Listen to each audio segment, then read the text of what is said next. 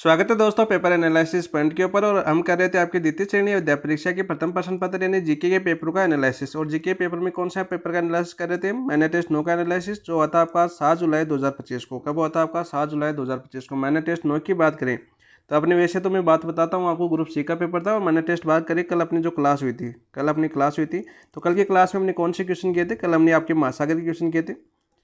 पहले हमने world geography का आपका टॉपिक है महासागर। महासागर के साथ साथ इन्हीं में जल संधियाँ पढ़ी थी। कौन सी आपकी जल संधियाँ? जैसे आपकी जावा जल संधि वगैरह पढ़ी थी। पाक जल डमरू पढ़ा था हमने, जैसे भारत के दक्षिण में जो आपकी मन्नार की खाड़ी को पाक की खाड़ी से जोड़ता है। ठीक है, श्रीलंका और भारत के नीचे आपका ये भारत है, ये इधर श्रीलंका है, यहाँ से जो खाड़ी जोड़ती है इसे बोलते हैं पाक जल डमरू।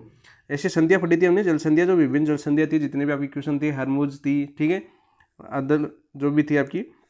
और महासागर पढ़े थे। 5 महासागरों का हमने अच्छे से एनालिसिस किया था। कौन से थे महासागर? 5 बड़े बड़े महासागर थे। कौन से? पहला था आपका प्रशांत महासागर। दूसरे की बात करें क्षेत्रफल के आधार पर तो दूसरा कौन सा था? अटलांटिक महासागर। तीसरा था अपना हिंद महासागर। चौथा कौन सा था आपका? आर्कटिक महासागर, जो अपने ध्रुव की चारों ओर फैला हुआ है। और 5वां आपका दक्षिण सागर, ठीक है, जो अंटार्कटिका की चारों ओर फैला हुआ है। ये हमने 5 महासागर पढ़े थे, क्षेत्रफल के आधार पर पढ़े थे। और उनके बीच में क्रम पढ़े थे, इनमें कौन सा कटक है, कौन सा कटक नहीं पाया जाता, कौन सी गहरी खाई है। ऐसे क्वेश्चन हमने कल कंप्लीट कर लिए थे। 20 क्वेश्चनों में हमने लगभग महासागर का पूरा टॉपिक कवर करने की कोशिश की थी। दूसरा टॉपिक हमने पढ़ा था यहाँ पर मई की करंट अफेयर्स, यानी जिन विभिन्न योजनाएं पढ़ी थी मई के अंदर। इसके अलावा जो कार्यक्रम थे वो पढ़े थे। इसके अलावा आपका खेल का, जो आपका खेलो इंडिया गेम होता है 7वां संस्करण बिहार के अंदर, उसकी एक क्वेश्चन था, वो आपने मैं का एनालिसिस किया था। और इसके अलावा फिर हमने मनोविज्ञान की शुरुआत कर दी थी। और मनोविज्ञान का हमारा टॉपिक चल रहा था व्यक्तित्व है। और व्यक्तित्व के हम क्वेश्चन कर रहे थे, जिनमें से हमने 10 से या 11 क्वेश्चन हम कंप्लीट कर चुके हैं व्यक्तित्व के। और आज भी हम स्टार्ट कहाँ से करेंगे? हम व्यक्तित्व से स्टार्ट करेंगे। तो व्यक्तित्व को अच्छे से समझेंगे। कल अपना स्टार्ट ही हुआ था, आज थोड़ा व्यक्तित्व को थोड़ा डीप में जाएंगे, क्योंकि विभिन्न जो परीक्षण किए हुए आपके जो प्रक्षेपी परीक्षण वगैरह, वो आपका ऑप्शनों के माध्यम से समझाने की कोशिश की जाएगी। इसके अलावा आपकी जो बुद्धि है और बुद्धि की विभिन्न क्वेश्चन आए थे आपकी बुद्धि के, जो आपकी एनसीईआरटी आधारित ज़्यादातर। आज के क्वेश्चन की बात करूं, आप बुकलेट में ढूंढोगे तो बहुत मुश्किल मिलेगा मेरे साइड। और सारा पेपर था आज पूरा एनसीईआरटी बेस्ड था, यानी आपकी जो 11th और 12th की बुक्स है वहाँ से ये पेपर पूरा बनाया गया था। ठीक है, कहाँ से बनाया गया? 11th और 12th की बुक से आपके सारे क्वेश्चन बनाए गए जो इंपॉर्टेंट है। वो बहुत ही शानदार क्वेश्चन थे और बनाया गया आपके जो फर्स्ट ग्रेड का पेपर हुआ था मनोविज्ञान का, वहाँ से क्वेश्चन थे।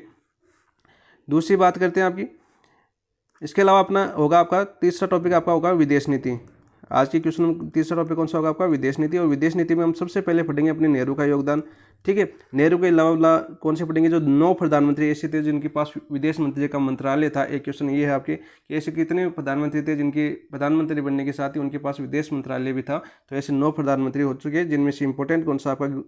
गुलजारीलाल नंदा है, जो आपके कार्यवाहक प्रधानमंत्री थे। ठीक है, बाकी तो प्रधानमंत्री थे, लेकिन एक ऐसा कार्यवाहक प्रधानमंत्री कौन था जिसके पास विदेश मंत्रालय था? तो वो था आपका गुलजारीलाल नंदा, जो आपके जवाहरलाल नेहरू की देहांत के बाद में बने थे। ठीक है, इसके अलावा देखो आपके नेहरू के योगदान के अलावा आपकी जो रणनीतियाँ पढ़ेंगी, जैसे पश्चिम की ओर और पूर्व की ओर विभिन्न प्रधानमंत्रियों के काल में कौन सी नीतियाँ थी। जैसे आपका 4D मॉडल है, जैसे आपके राजीव गांधी के काल में लागू हुआ था 4D मॉडल, तो उसके बारे में थोड़ा सा एक क्वेश्चन आया, तो उसके बारे में थोड़ा जानेंगे। ठीक है, इंदिरा गांधी के बारे में जानेंगे। और सबसे इंपॉर्टेंट क्वेश्चन ज़्यादातर पूछे गए वो नाम से पूछे गए, यानी गुटनिरपेक्षता से पूछे गए। ठीक है, पूर्व की ओर संधि देखो, यानी 1991 में जो आपकी नीति आई थी विदेश नीति, उसके बारे में एक क्वेश्चन है आपका। मैं ऐसा क्यों बताता हूँ? क्योंकि उससे जैसे हम पढ़ते हैं तो पढ़ने से पहले हमारा एक वो रूपरेखा बन जाती है। रूपरेखा बन जाती है तो उस टॉपिक में हमारा क्या होता है? इंटरेस्ट बन जाता है पढ़ने का। और उस टॉपिक से किस प्रकार के क्वेश्चन आते हैं वो हम देखेंगे। ठीक है, और अच्छे से बहुत ही शानदार मनोविज्ञान क्वेश्चन बहुत ही शानदार बनाए इस बार। और आपकी यूएनओ, ये आपकी जो विदेश नीति है यूएनओ के, इसके भी क्वेश्चन बहुत ही अच्छे और अच्छे लेवल के क्वेश्चन बनाए गए। और आपके ज़्यादातर क्वेश्चन आपके प्रीवियस ईयर के। और जहाँ पर इन विदेश नीतियों के जो ऑप्शन दे रखे हैं, ऑप्शन जो दे रखे हैं मैं बताता हूँ, पहले भी बता देता हूँ। और यदि आप कलाम से परमानेंट जुड़े हो, उनके जो अपडेट वगैरह देखते हो, तो उनमें वो बताते हैं खुद की, जो हम टेस्ट सीरीज लेते हैं तो उनमें जो आपके ऑप्शन दिए जाते हैं वो आपके प्रीवियस ईयर क्वेश्चन नहीं होते हैं। यानी जितने ऑप्शन होते हैं चारों आपकी जो पॉइंट है एग्जाम की पॉइंट ऑफ व्यू से देखिए तो चारों ऑप्शन आपके लिए बहुत ज़्यादा इंपॉर्टेंट है। हमारा मकसद है कि हम उस तैयारी के लेवल तक आपको तैयारी करवाएं। हमारा मकसद ये नहीं कि प्रीवियस ईयर की क्वेश्चन आपको टेस्ट में दे दिया और आपने कर लिया और फ्री हो गए, नहीं। उसका मतलब ये है कि कलाम के पेपर बहुत से दोस्तों को नहीं, लगभग 80 से 90% लोग ऐसे कहते हैं कि कलाम के पेपर टफ है। अरे टफ नहीं है, वो क्वेश्चन ही ऐसे बना जाते हैं कि आपके जो जितने प्रीवियस ईयर क्वेश्चन है वहाँ से जिस टॉपिक से पूछे गए हैं तो वहाँ से वो आपको कवर करवाएं, इसलिए वो इंपॉर्टेंट हो जाते हैं। और इंपॉर्टेंट चारों ऑप्शन यदि आपके एग्जाम में आए हुए हैं तो चारों ऑप्शन आपके एग्जाम में आए हुए हैं तो आप सभी समझदार हो कि चारों ऑप्शन हमें कभी नहीं आते। जो एग्जाम में क्वेश्चन हमें आते हैं तो हमारा आज सिलेक्शन हो जाता है। ठीक है, तो इसका मतलब क्या है कि जो आपके चारों ऑप्शन है वो आपके एग्जाम में पूछे गए हैं, इसलिए आपको टफ लगता है पेपर, क्योंकि इतनी ज़्यादा आप सोच नहीं सकते। और यदि आपको आप सेकंड ग्रेड में यदि आरपीएससी के पैटर्न के अनुसार चलना है तो आपको इतना सोचना ही पड़ेगा, क्योंकि सिलेक्शन लेना है, बात सीधी सी है। और सिलेक्शन लेना तो आपको पढ़ना पड़ेगा, और पढ़ना पड़ेगा तो ऐसे आपकी सोच विकसित करनी पड़ेगी कि प्रतिभाशाली हो सकता है लेकिन उसमें कल्पना शक्ति अधिक नहीं हो सकती। आपके व्यक्तित्व का आज क्वेश्चन आएगा एक, वो क्वेश्चन बहुत ही अच्छा एग्जाम्पल है कि जितना अच्छा यदि टैलेंटेड हो सकता है कि उसके 91% हुए हो 12th के अंदर, तो ये जरूरी नहीं है कि वो ही आपका अच्छा हो जाए। जैसे मनोज शर्मा आप 12th फेल देखते हो तो वो भी आपका आईपीएस ऑफिसर बनना है, ठीक है। तो अलग चीज़ होती है, कंपटीशन अलग चीज़ होता है और आपकी परसेंट अलग चीज़ होती है। ऐसे क्वेश्चन आज व्यक्तित्व में आपको देखने को मिलेंगे। तो चलो शुरुआत करते हैं इसी के साथ बहुत ही शानदार इस क्लास को। तो शुरुआत करने से पहले जिन दोस्तों ने अभी तक अपने चैनल को सब्सक्राइब नहीं किया तो चैनल को सब्सक्राइब कीजिए, और वीडियो एनालिसिस देखने के बाद आपको अच्छे लगे और इनका जो कंटेंट मैं आपको करवा रहा हूँ बहुत ही शानदार एनसीईआरटी बेस के आधार पर, आरबीसी की बुक के आधार पर और आपके प्रीवियस ईयर के क्वेश्चनों के आधार पर, तो आपको कैसा लग रहा है कमेंट हम जरूर बताएं, और साथ में अपने वीडियो को सभी दोस्तों के साथ शेयर भी जरूर करें। जब तक शुरुआत करते हैं जब तक एक बार लाइक कर दीजिए, और देखते हैं हम ना पहला क्वेश्चन क्या आता है। यानी हम 51वें क्वेश्चन से बात करेंगे। 50 क्वेश्चन हम कल की क्लास में कर चुके हैं। 2 घंटे का पेपर होता है और 2 घंटे में क्या क्या कर सकते हो आप, और 2 घंटे में आपकी क्लासें मैं कवर करवाने की कोशिश करता हूँ। तो देखिए आपका 51वां क्वेश्चन की बात करते हैं। सबसे पहले इजी सा क्वेश्चन था आपका 51वां। देखो, एक शिक्षक अपनी कक्षा में एक बच्चे को भला बुरा कहकर चिल्ला देता है। कोई शिक्षक है, मान लीजिए घर पर लड़के आया है, गुस्से के अंदर है, ठीक है, और वो एक बच्चे को भला बुरा कहकर चिल्ला देता है। फिर तुरंत अपने स्वर में परिवर्तन करता है। तुरंत क्या करता है, अपने स्वर में जो बोल रहा था, उसको धमका रहा था, उसके जो बोलचाल है उसमें क्या कर लेता है, परिवर्तन करता है, और कहता है कि मुझे क्षमा करना, शायद मेरी अपनी थकान यानी मेरे व्यवहार पर हावी हो गई। यानी वो थक गया, मतलब कुछ भी काम वर्क करता है कोई इंसान तो क्या होता है, थक जाता है, और फिर उसको कुछ बोलते हैं तो ऑटोमेटिक उसको गुस्सा आता है, ठीक है। ये आप सभी की स्वाभाविक क्रिया है, आप सभी को आता होगा। तो इसे क्या बोल रहा है, देखो मेरी थकान मेरे व्यवहार पर हावी हो गई। तो किस प्रकार की भावनात्मक बुद्धिमत्ता को दर्शाता है, कौन सी को दर्शाता है भावनात्मक बुद्धिमत्ता को? देखो, आपकी सेल्फ रेगुलेशन को दर्शाता है, आपका सेल्फ अवेयरनेस को दर्शाता है, एम्पैथी को दर्शाता है, या सोशल स्किल्स को दर्शाता है। तो सोशल स्किल तो सामाजिक से संबंधित है, जो आपके नहीं होगे। एम्पैथी भी नहीं होगी, तो बचा कौन सा आपका, सेल्फ अवेयरनेस। ऑप्शन नंबर 2 आपका राइट आंसर हो जाएगा इसका, कि वो अपने आप को परिवर्तन कर रहा है, यानी अपने आप को महसूस कर रहा है कि हमारी गलती है। तो यहाँ पर क्या हो जाएगा आपका, ऑप्शन नंबर 2 सेल्फ अवेयरनेस आपका राइट आंसर हो जाएगा। नेक्स्ट बात करते हैं, देखो क्वेश्चन नंबर 52 की। क्वेश्चन नंबर 52 क्या होगा, देखो, emotional intelligence mayor Solvay model की कौन सी शाखा ये दर्शाती है कि व्यक्ति अपने मूड का प्रयोग सोचने और निर्णय लेने में कैसे करता है। देखो, मूड का प्रयोग है अपने, यानी मन का प्रयोग सोचने और निर्णय लेने में कैसे करता है। तो आपके ऑप्शन दे रखे हैं 4, प्रत्यक्षीकरण, प्रबंधन और समझना और उपयोग। तो कौन सा होगा आपका आंसर, बताइए जल्दी से। इसका आंसर हो जाएगा आपका उपयोग। देखिए, सबसे पहले इसको समझते हैं। आपके जो आपका मेयर सोल्वे मॉडल, आपको इसको जानना जरूरी है। आपका मेयर जो आपका सोल्वे मॉडल था, मेयर सोल्वे मॉडल की बात करें तो इसने कौन सा मॉडल किस पर आधारित था आपका, जो इमोशनल इंटेलिजेंस पर आधारित था, यानी भावनात्मक बुद्धिमत्ता पर आधारित था। भावनात्मक बुद्धिमत्ता पर आधारित था। और इसने इसकी कितनी शाखाएं बताई, 4 शाखाएं बताई। इस मॉडल में कितनी शाखाएं थी भावनात्मक बुद्धिमत्ता की, 4 शाखाएं थी। और चारों शाखाएं कौन सी थी आपकी, चारों ऑप्शन दे रखे हैं आपकी। यह आपकी 4 शाखाएं थी, इधर ऑप्शन आ गए आपके प्रत्यक्षीकरण, प्रबंधन, समझना और उपयोग, ठीक है। इसमें देखो, जो आपका बात करते हैं, जो आपका मुंड है सोचने और निर्णय लेने में कैसे करता है। तो देखो, आपका जो आपका यूजिंग इमोशन है, जो आपका उपयोग है, उपयोग को इंग्लिश में याद करना है, इंग्लिश क्वेश्चन पूछा गया आपका। यूजिंग इमोशन है आपका, तो ये क्या करता है आपका, देखो, एक तो सोचने में, ठीक है, समस्या को हल करने में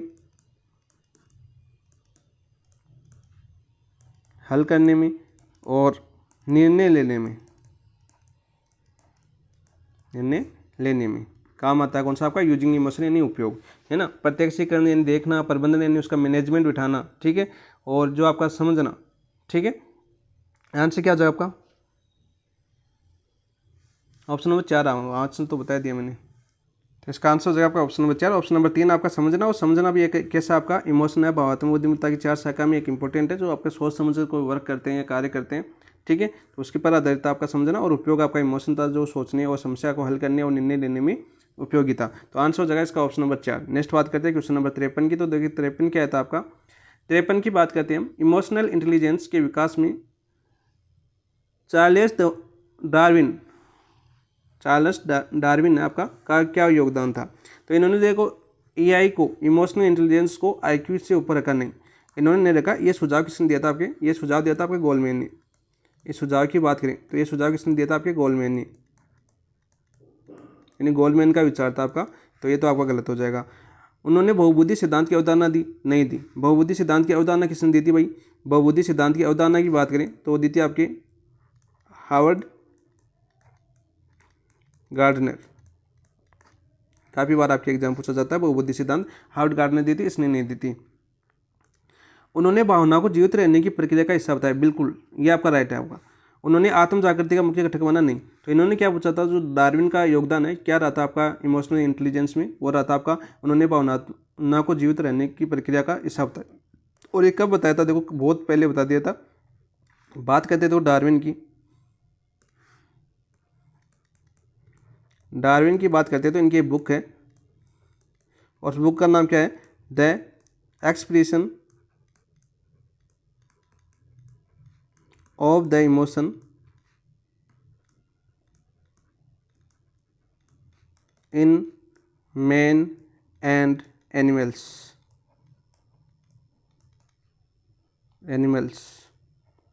ये इनकी पुस्तक है आपकी डार्विन की। और ये पुस्तक कब आई थी आपकी? ये पुस्तक आई थी 1872 के अंदर। और इस पुस्तक के अंदर बताया इन्होंने, डार्विन ने क्या बताया कि जो आपका मानव व जानवर है ना, मानव मैन व जानवर एनिमल्स के बीच साझा विकासात्मक प्रक्रिया है। यानी जो आपका मानव और जानवर के बीच जो परिवर्तन बीच है, जो साझा विकासात्मक प्रक्रिया है वो है। तो ये क्या है आपका, जो आपके जीवित रहने के लिए, यानी जो जीवित रहने के लिए जो आपका ऑप्शन दे रखा है वो देखो, जीवित रहने के लिए अनुकूलन और आवश्यक है, अनुकूलन आवश्यक है। तो इस पुस्तक में इन्होंने 1872 में ये जो आपकी परिभाषा दी हुई है इसका उल्लेख कर दिया था, जो आपके डार्विन ने इसका विकास किया था। जानवरों और मानव के बीच संबंध बिताने की कोशिश की गई थी। और यहाँ पर देखो उन्होंने भावना को जीवित रहने की प्रक्रिया का हिस्सा बताया। बिल्कुल राइट बात है। तो आपका आंसर क्या हो जाएगा इसका? Option number 3। नेक्स्ट बात करते हैं, देखो क्वेश्चन नंबर 54 की बात करें। 54 क्या था आपका? देखो, निम्नलिखित में से कौन से गुण एक इमोशनल इंटेलिजेंट व्यक्ति की पहचान माने जाते हैं? व्यक्ति की पहचान माने जाते हैं, ये हमें बताना है। कौन से गुण? देखो, वह अपनी और दूसरों की भावनाओं को पहचान सकता है। बिल्कुल, इमोशनल से आपके अपनी और दूसरों की भावनाओं को पहचाना जा सकता है। वह भावनाओं को नियंत्रित करने में सक्षम होता है। तो भावनाओं को नियंत्रित करने में बिल्कुल सक्षम होता है, ये भी आपका राइट है। ठीक है। वह ट्रक को भावना पर वरीयता देता है और भावना को दबाता, देखो भावना को दबाता है, ये नहीं, इस शब्द को पकड़ो, दबाता है नहीं, भावना को दबाया नहीं जा सकता। ठीक है, भावना को दबाया नहीं जा सकता। भावना का मतलब क्या होता है आपका? इमोशन का मतलब क्या होता है आपका? इमोशनल इंटेलिजेंस का मतलब क्या होता है आपका? समझकर वह उपयुक्त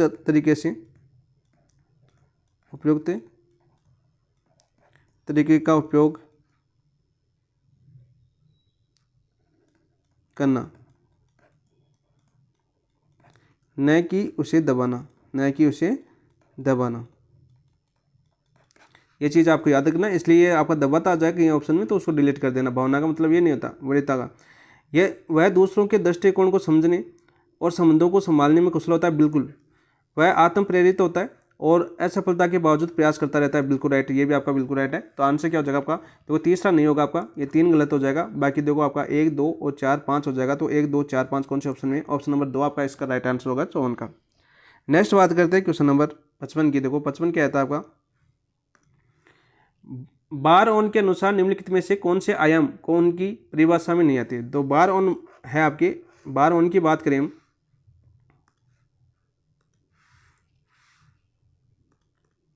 तो बार ऑन की बात करें, सबसे पहले हम बात करते हैं बार ऑन की। तो बार ऑन की बात करें तो इन्होंने मॉडल दिया था, जो बार ऑन मॉडल था। इस मॉडल में 5 प्रमुख आयाम थे। कितने थे आपके? 5 प्रमुख आयाम थे। 5 प्रमुख आयाम कौन से थे? देखो आपका ये था आपका अंतराव्यक्तिक कौशल, ठीक है, अनुकूलनशीलता 2, 1 हो गया, ये 2 हो गया। सामान्य मूड कितना हो गया आपका? 3 हो गया। ठीक है, तार्किक गणित इसमें नहीं था, तार्किक गणित इसमें नहीं था। ठीक है, और चौथा कौन सा था फिर आपका, ये तो आपका स्ट्रेस मैनेजमेंट, स्ट्रेस मैनेजमेंट। और आपका कौन सा रह गया आपका, अनुकूलन हो गया, अंतर्व्यक्तिक हो गया, अंतराव्यक्तिक हो गया, और एक अंतर्व्यक्तिक हो रहेगा, अंतर्व्यक्तिक। तो ये 5 आयाम दिए थे आपके 12 ने, उनमें से आपका जो तार्किक गणित है वो इसके अंदर सम्मिलित नहीं था आयामों के अंदर। और यही पूछा कि उनकी परिभाषा में नहीं आते हैं, तो कौन से नहीं आते आपके, तार्किक गणित वाला नहीं आता है। तो आंसर हो जाएगा आपका ऑप्शन नंबर 4, ये मॉडल आपको याद करना है। ठीक है, नेक्स्ट बात करते हैं क्वेश्चन नंबर 56 की बात करते हैं। 56 क्या था आपका, देखो, यदि गिलफोर्ड के त्रिआयामी सिद्धांत के अनुसार कोई बच्चा सेमेंटिक कॉन्टैक्ट पर आधारित डाइवर्जेंट ऑपरेशन करता है तो वह संभवतः क्या कर रहा होगा। तो बात करते हैं, सबसे पहले इसको समझते हैं। देखो, गिलफोर्ड की बात करें तो गिलफोर्ड का सिद्धांत कौन सा था आपका, गिलफोर्ड का सिद्धांत था आपका त्रिआयामी सिद्धांत। गिलफोर्ड का सिद्धांत कौन सा था आपका, त्रिआयामी सिद्धांत था। और किस पर आधारित था ये आधारित था आपका, पहला संज्ञानात्मक क्रिया पर आधारित था, संज्ञानात्मक, ठीक है, सामग्री और उत्पाद पर आधारित था। त्रिआयामी सिद्धांत है, एक संज्ञानात्मक क्रिया थी, दूसरा सामग्री था, तीसरा क्या था आपका, उत्पाद। इन पर आधारित था ये। तो इसमें बताया जा रहा है कि कोई बच्चा सेमनेटिक कॉन्टैक्ट पर आधारित डाइवर्जेंट ऑपरेशन कर रहा है। क्या कर रहा है आपका, डाइवर्जेंट ऑपरेशन कर रहा है, यानी रचनात्मक। डाइवर्जेंट ऑपरेशन का मतलब क्या हो गया आपका, रचनात्मकता या वैकल्पिक, रचनात्मकता, या क्या हो जाएगा आपका, वैकल्पिक।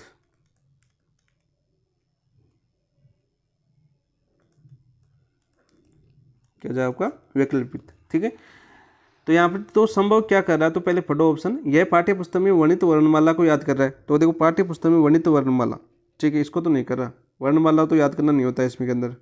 ठीक है, यह गणित रेखा, देखो वर्णमाला याद करने में एक रचनात्मक सोचने की थोड़ी जरूरत होती है। यानी ABC जो आपके पाठ्य पुस्तक में जो वर्णित वर्णमाला, उसको चाहे ABCD का एग्जाम्पल ले, तो उसमें आपकी रचनात्मक कार्य करने की आवश्यकता थोड़ी है, सीधा याद करना है ABCD, जेड तक अपने ABCD याद करनी है, तो ये तो नहीं होगा। ठीक है, यह गणित रेखा कोण की प्रश्नावली को हल कर रहा है। तो प्रश्नावली को हल करने के लिए उसे रचनात्मक या वैकल्पिक तरीके से सोचने की आवश्यकता है। ठीक है, रचनात्मक कार्य थोड़ी करेगा, प्रश्नावली हल कर रहा है, मान लो त्रिभुज की कोण पूछे तो पाइथागोरस प्रमेय लगाएगा सीधे यहाँ पर इसको, तो ये भी नहीं होगा। तो बात करते हैं, वह एक कविता लिख रहा है, तो कविता में आपकी रचनात्मक हो सकती है, कविता आपका सोचने की बात है, यहाँ पर कविता में हो सकती है। और यहाँ पर देखो, एक पेंटिंग बना रहा है, तो पेंटिंग भी तो सोच के बनाते हैं। आप देखो सर, दोनों क्वेश्चनों में डाउट है हमारे कि पेंटिंग भी तो सोच के बनाते हैं। ऐसी पेंटिंग बननी चाहिए, जैसे आपका बुर्ज खलीफा की कोई पेंटिंग बना रहा है, तो ऐसे सोच रहा है कि आपका अरब के अंदर, कंट्रीज़ के अंदर है, तो वहाँ पर कैसा आपका बन रहा होगा बुर्ज खलीफा, तो ऐसी कल्पना कर सकता है। कविता आपका हरमोहन राय बच्चन की देख सकते हैं, तो इतने कितने सोची होगी उसने जो आपकी कल्पना की होगी। तो इन दोनों में डाउट था, तो डाउट आ गया, तो देखो आपका जो पेंटिंग बनाना है ना, पेंटिंग बनाना किस पर आता है आपका, फिगुरल कॉन्टेक्ट में आता है, फिगुरल कॉन्टेक्ट में आता है। ठीक है, किस पर आधारित है आपके, फिगुरल कॉन्टेक्ट पर आधारित है। और आपका जो ये हमें पूछा है, हमें किस पूछा आपका, सिमेंटिक कॉन्टेक्ट के आधारित, तो सिमेंटिक कॉन्टेक्ट पर आधारित कौन सा होगा आपका, कविता वाला। ठीक है, दोनों चीज़ें मैंने आपको यहाँ पर क्लियर करने की कोशिश की है, तो आंसर होगा आपका ऑप्शन नंबर 3। ठीक है, सिमेंटिक का मतलब क्या होता है, जो आइडियाज पर काम करता है, किस पर काम करता है आपका, आइडियाज। ठीक है, तो यहाँ पर क्या होगा, कविता लिख रहा है, ये आपका बिल्कुल राइट हो जाएगा। ठीक है, तो यहाँ पर देखो, इन चीज़ों को इंग्लिश में दिए हुए हैं, तो थोड़ी सी इनकी हिंदी भी आपको याद आनी चाहिए। और आपके जो क्वेश्चन पूछा गया यहाँ पर, इस यहाँ से फर्स्ट ग्रेड जो आपका मनोविज्ञान का पेपर होता है, तो वहाँ पर आपके डायरेक्ट इंग्लिश में पूछे गए क्वेश्चन है। ठीक है, आंसर हो जाएगा आपका ऑप्शन नंबर 3। नेक्स्ट बात करते हैं, देखो आपका 57, LL थर्स्टोन के प्राइमरी मेंटल एबिलिटी, LL थर्स्टोन है, थर्स्टोन का जो सिद्धांत आपका प्राइमरी मेंटल एबिलिटी, सिद्धांत के संदर्भ नीचे दिए कथनों पर विचार कीजिए। तो विचार करते हैं भाई, तो यहाँ पर देखो आपका थर्स्टन के अनुसार बुद्धि एकल इकाई नहीं है, बल्कि कई स्वतंत्र क्षमताओं का समय जो आपस में पूर्णतः असंबंधित होते हैं। आपस में पूर्णतः क्या होते हैं आपके, असंबंधित होते हैं। ठीक है, ये दे रखा है आपका। तो इन्होंने देखो आपका जो थर्स्टन है, थर्स्टन ने क्या किया था, आपके थर्स्टन की बात करें, इसने स्पेयरमैन के जी फैक्टर का विरोध किया था। इन्होंने जो आपका स्पेयरमैन था, स्पेयरमैन ने जो आपका जी फैक्टर दिया था, कौन सा आपका जी फैक्टर दिया था, इस जी फैक्टर का पहले तो विरोध किया था। पहले तो देखो क्या किया था आपका, विरोध किया था। ठीक है, पहले विरोध किया था, फिर आंशिक मान्यता दी थी, फिर क्या दी थी आपकी, आंशिक मान्यता दी थी, आंशिक मान्यता दी। ठीक है, तो दोनों चीज़ें देखो आप थोड़ी सी समझने की बात है कि क्वेश्चन आ गया, तो यहाँ पर थोड़ा समझते हैं इसको, क्वेश्चन को। तो देखो, पूर्णतः असंबंधित, आपस में पूर्णतः असंबंधित नहीं, ये आपका गलत हो जाएगा। ठीक है, क्योंकि आंशिक मान्यता दी है, फिर एकल है, इकाई इकाई नहीं है बल्कि स्वतंत्र समताओं, यानी स्पिन में जी फैक्टर की बात कर रहा है यहाँ पर, तो जी फैक्टर को फिर आंशिक मान्यता दे दी थी, इसलिए गलत हो जाएगा ये आपका। यहाँ पर देखो थर्स्टन ने वर्ड फ्लुएंसी और वर्बल कंप्रहेंशन को अलग अलग क्षमताओं के रूप में पहचाना, बिल्कुल राइट, ये आपका बिल्कुल राइट है। ठीक है, थर्स्टन के सिद्धांत में देखो आएगी अकूट, थर्स्टन के सिद्धांत ने स्पेयरमैन के जी फैक्टर को पूरी तरह खारिज नहीं किया। इसमें क्या दे रखा, देखो पूरी तरह, मैंने क्या बताया आपको, आंशिक मान्यता दी थी, क्या दी थी, पहले विरोध किया था, फिर इन्होंने आंशिक मान्यता दे दी थी। तो ये चीज़ें आपको छोटी छोटी चीज़ें आपको याद होनी चाहिए भाई, जब आप लैंग्वेज पढ़ते हो तो इन चीज़ों को आपको थोड़ा ध्यान से देखो, क्वेश्चन कैसे बन सकता है आपका। तो यहाँ पर देखो, यहाँ पर दे दिया पूरी तरह खारिज, तो यहाँ से इतना ही गलत था आपका ये। ठीक है, वैकल्पिक बहुपदी सिद्धांत तो इन्होंने दिया ही नहीं था। यहाँ पर देखो थर्स्टन की क्षमता विशिष्ट कार्यों में दक्षता को मापक है, न कि सामान्य संज्ञानात्मक प्रवृत्ति को, बिल्कुल राइट। तो इसमें देखो हमें क्या पूछा, सही विकल्प पूछा, तो हमारा 2 और 4 सही है, बाकी गलत है। आपके आंसर हो जाएगा आपका ऑप्शन नंबर 2। ठीक है, क्या हो जाएगा आपका ऑप्शन नंबर 2 आपका राइट आंसर हो जाएगा। नेक्स्ट बात करते हैं क्वेश्चन नंबर 58 की। देखो सृजनात्मकता हो सकती है, सृजनात्मकता हो सकती है, कैसी हो सकती है, अंत की युक्ति भी हो सकती है और अपने आप में अंत भी हो सकता है सृजनात्मकता का। यहाँ पर दोनों सही है, तो आपका आंसर हो जाएगा 1 व 2। आंसर क्या हो जाएगा आपका 1 व 2, दोनों आपका राइट आंसर हो जाएगा 58 का। नेक्स्ट बात करते हैं क्वेश्चन नंबर देखो 59 की बात करिए हम। 59 क्या है आपका, देखो उपरोक्त कथनों पर विचार कीजिए, एक बालक प्रतिभा, देखो मैंने अभी बताया था, ये आपका जब क्लास स्टार्ट कर रहा था तो इस क्वेश्चन के बारे में चर्चा की थी। उपरोक्त कथनों पर विचार कीजिए, एक बालक प्रतिभाशाली होते हुए भी असृजनात्मक हो सकता है, बिल्कुल राइट। प्रतिभाशाली हो सकता है, उसके पास 91, 98, 99% हो सकते हैं, लेकिन असृजनात्मक, तो सृजनात्मकता का मतलब क्या होता है, क्रिएटिविटी की बात करते हैं हम, क्रिएटिविटी की बात करें तो ये क्या होता है, आपका एक अलग गुण होता है, इसमें प्रतिभाशाली से कोई मतलब नहीं है, एक अलग गुण होता है। जरूरी नहीं कि आपका जो टॉपर करे, फर्स्ट रैंक आए आपकी, जो आपकी एग्जामिनेशन आरपीसी एग्जाम होती है सेकंड ग्रेड में, यदि फर्स्ट रैंक करे वो आपका अच्छा शिक्षक बन सकता है, यानी आपको एक अच्छा पढ़ा सकता है, जरूरी नहीं है। ठीक है, वही 12th फेल हो आपकी एग्जाम्पल से भी याद कर सकते हो, ये जरूरी नहीं कि 12वीं में आपकी 96% है वही आईपीएस बने, 12th फेल भी आईपीएस बन सकता है। तो ऐसे एग्जाम्पल आपको दिए हुए हैं आपके एग्जाम के अंदर, एनसीईआरटी पढ़ोगे तो इसमें आपके एग्जाम्पल दिए हुए हैं, तो एनसीईआरटी में आप देख लेना 11th-12th की किताब उठा के, तो वहाँ पर ये सभी एग्जाम्पल दिए हुए, अलग अलग एग्जाम्पल दिए हुए, ये तो मैंने बता दिया, अच्छे से समझाया गया इसको। तो क्रिएटिविटी एक अलग गुण है, प्रतिभाशाली से उसका कोई लेना देना नहीं। ठीक है, तो यहाँ पर देखो बिल्कुल राइट, यहाँ पर बिल्कुल राइट हो जाएगा। एक बालक अत्यधिक सृजनात्मक होते हुए भी प्रतिभाहीन हो सकता है, बिल्कुल राइट, ये भी बिल्कुल है कि किसमें क्रिएटिविटी अच्छी हो, मतलब सृजनात्मकता अच्छी हो, जैसे आपका क्रिकेट में खेलने का अच्छा रुचि लेता है, तो वो आपको पढ़ाई के अंदर रुचि नहीं होगा, ठीक है, प्रतिभाशाली नहीं हो सकता वो, सही बात नहीं है क्या। जैसे आप विराट कोहली को दे सकते हो, 12वीं पास है वो, लेकिन इतना अच्छा महान क्रिकेटर है वो, आज पूरी दुनिया उसको जानती है। तो ऐसे आपकी सृजनात्मकता अच्छी हो सकती है, क्रिएटिविटी अच्छी हो सकती है, और आप में भी सभी में है कि आपको जरूरी नहीं कि आप यदि सेकंड ग्रेड की तैयारी कर रहे हो, तो सेकंड ग्रेड में यदि मान लीजिए बाई चांस हो सकता है पेपर कैसा हो, तो यदि आपका नंबर नहीं है तो जरूरी थोड़ी आप सेकंड ग्रेड के पीछे रहोगे, आपकी क्रिएटिविटी कुछ और कह रही हो, कहीं आप स्कूल में जाके किसी प्राइवेट स्कूल में जाके पढ़ाओगे तो उन बच्चों का भविष्य सुधारोगे। ठीक है, तो वहाँ से अपनी क्रिएटिविटी को, सृजनात्मकता को दिखा सकते हो, जरूरी नहीं है प्रतिभा ही बने। तो आपके प्रतिभाहीन भी हो सकते हैं, ऐसी बात नहीं, फेल भी हो सकते हैं, ऐसी जरूरी थोड़ी है। हर चीज़ें माइंड ऑफ प्रेजेंट्स पर काम करती है सभी चीज़ें, तो इन चीज़ों पर देखो आपका बिल्कुल राइट कथन नहीं, ये भी आपका दूसरा। तो नेक्स्ट बात करते हैं क्वेश्चन नंबर, तो इसका आंसर क्या हो जाएगा, कोर्ट में दोनों सही है आपकी बातें, तो आंसर हो जाएगा आपका ऑप्शन नंबर 3। ठीक है, अरे सृजनात्मकता जो नया सोचता है, नवाचार करने की क्षमता सीमित हो, ये ऐसा होता है आपका। देखो इसमें जो आपका दूसरा ऑप्शन, जैसे आपकी कल्पना शक्ति ले सकते हो, नवाचार क्षमता ले सकते हो, और सृजनात्मक अभिव्यक्ति ले सकते हो, यानी कला। यदि आपके एग्जाम्पल की बात करें तो एक लेखक को ले सकते हो, इसके अंदर में एक एग्जाम्पल लेना चाहूँ तो एक लेखक को। और इसके अलावा एक एग्जाम्पल और मैंने जैसे यूट्यूब पर कभी कभी देखता हूँ, वो एक 5वीं फेल वाले कॉमेडी करते हैं हिंदी की, ठीक है, मैं 5वीं पास हूँ, ठीक है, और वो अपने कॉमेडी करते हैं, बड़े बड़े शो होते हैं उनमें, हिंदी के है, वो लेखक है जो कवि है, वो करते हैं, बोले कि मैं 5वीं फेल हूँ, ठीक है, और वो इतने अच्छे, आज इतने महान आपके कलाकार हैं, मतलब क्रिएटिविटी आपकी अधिक थी लेकिन प्रतिभा उनमें कुछ नहीं थी। ठीक है, तो ऐसे एग्जाम्पल ले सकते हो, आपको इसका आंसर हो जाएगा आपका 1 और 2 दोनों। नेक्स्ट बात करते हैं, तो क्वेश्चन नंबर 60 की बात करते हैं हम।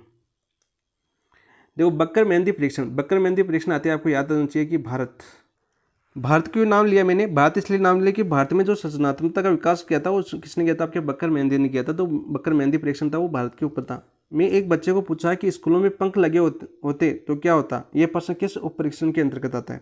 तो परिणाम की जांच में आता है, या अप्रचलित प्रयोग में आता है, नवीन संबंध में आता है, या चित्र निर्माण में आता है।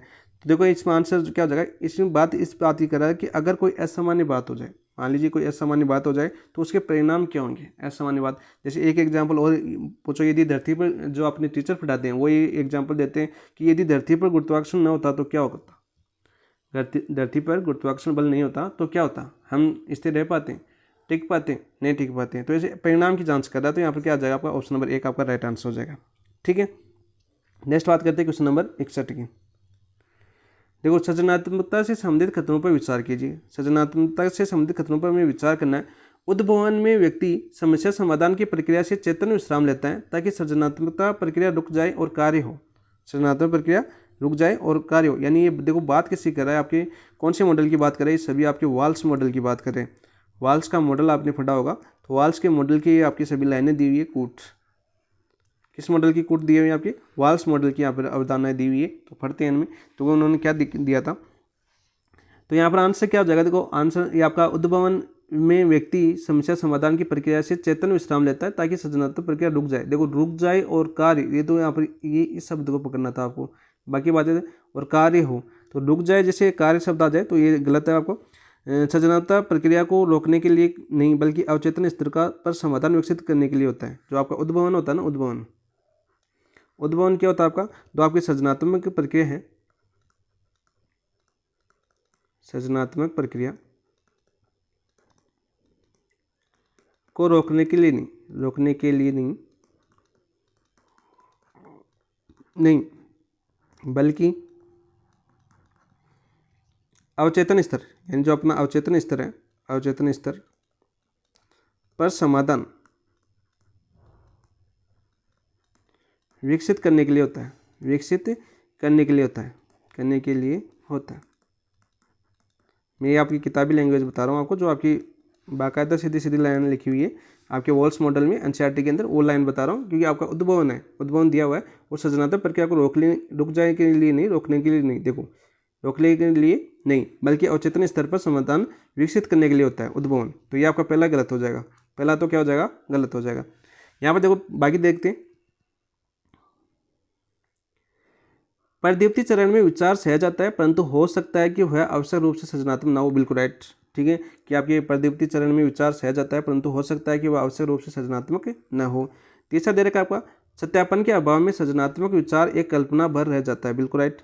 तैयारी चरण जितना विस्तृत होगा परदीप्ति उतनी ही तेजस्वी होती है। बिल्कुल राइट। तो यहाँ पर देखो सही विकल्प की बात करें तो पहला गलत है आपका और 2, 3, 4 सही है, तो आपका आंसर हो जाएगा ऑप्शन नंबर 4।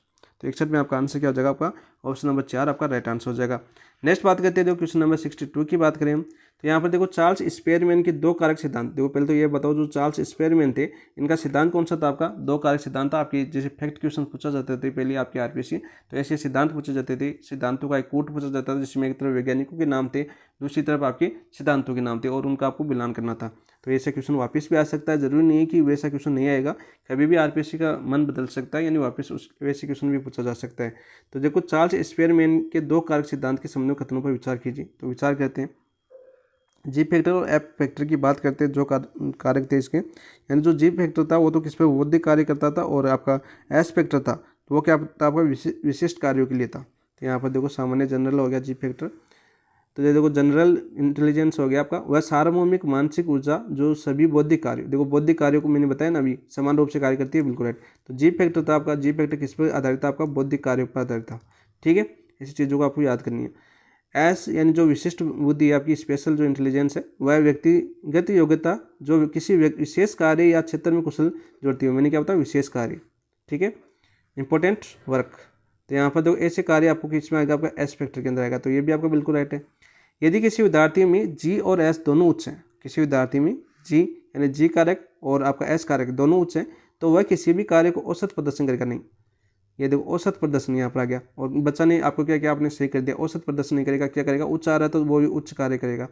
कैसा कार्य करेगा, आपका उच्च स्तर का होगा, उसका कार्य भी उच्च स्तर का होगा। तो ये आपका गलत हो जाएगा। यहाँ पर देखो जी और एस दोनों एक दूसरे के देखो एक दूसरे के, यहाँ पर देखो इसी को पकड़ लेते हैं, जी और एस एक दूसरे विकल्प नहीं है, एक दूसरे के आपके पूरक है। क्या आपके पूरक है, कैसे आपके पूरक, वापस याद करो इसको, जी और एस दोनों एक दूसरे के आपके पूरक है, क्योंकि आपकी क्वेश्चन पूछा जा चुका है पहले, आरपीएससी ने भी यहाँ से 2 से या 3 बार क्वेश्चन पूछ चुकी है। तो यहाँ पर जो जी कम होगा तो अधिक हो सकता है, जरूरी नहीं जी या चाहे जी कम हो या एस अधिक हो, तो बौद्धिक कार्य पर हमेशा प्रभाव पड़ता है कि पूरक होते हैं, तो एक कम होगा तो एक पर प्रभाव पड़ेगा, दूसरा कम होगा तो उस पर प्रभाव पड़ेगा, तो फर्क नहीं पड़ता, नहीं जरूरी नहीं है कि प्रभाव पड़ता है, प्रभाव पड़ता है। ऐसी चीज़ें आपको पकड़नी होगी। तो आंसर क्या हो जाएगा, पहला और दूसरा सही है, तो यहाँ पर आंसर हो जाएगा केवल एक, ऑप्शन नंबर केवल 1 और 2 सही है। ठीक है, ऑप्शन नंबर 1 आपका राइट आंसर हो जाएगा 62 का। नेक्स्ट बात करते हैं, देखो क्वेश्चन नंबर 63 की।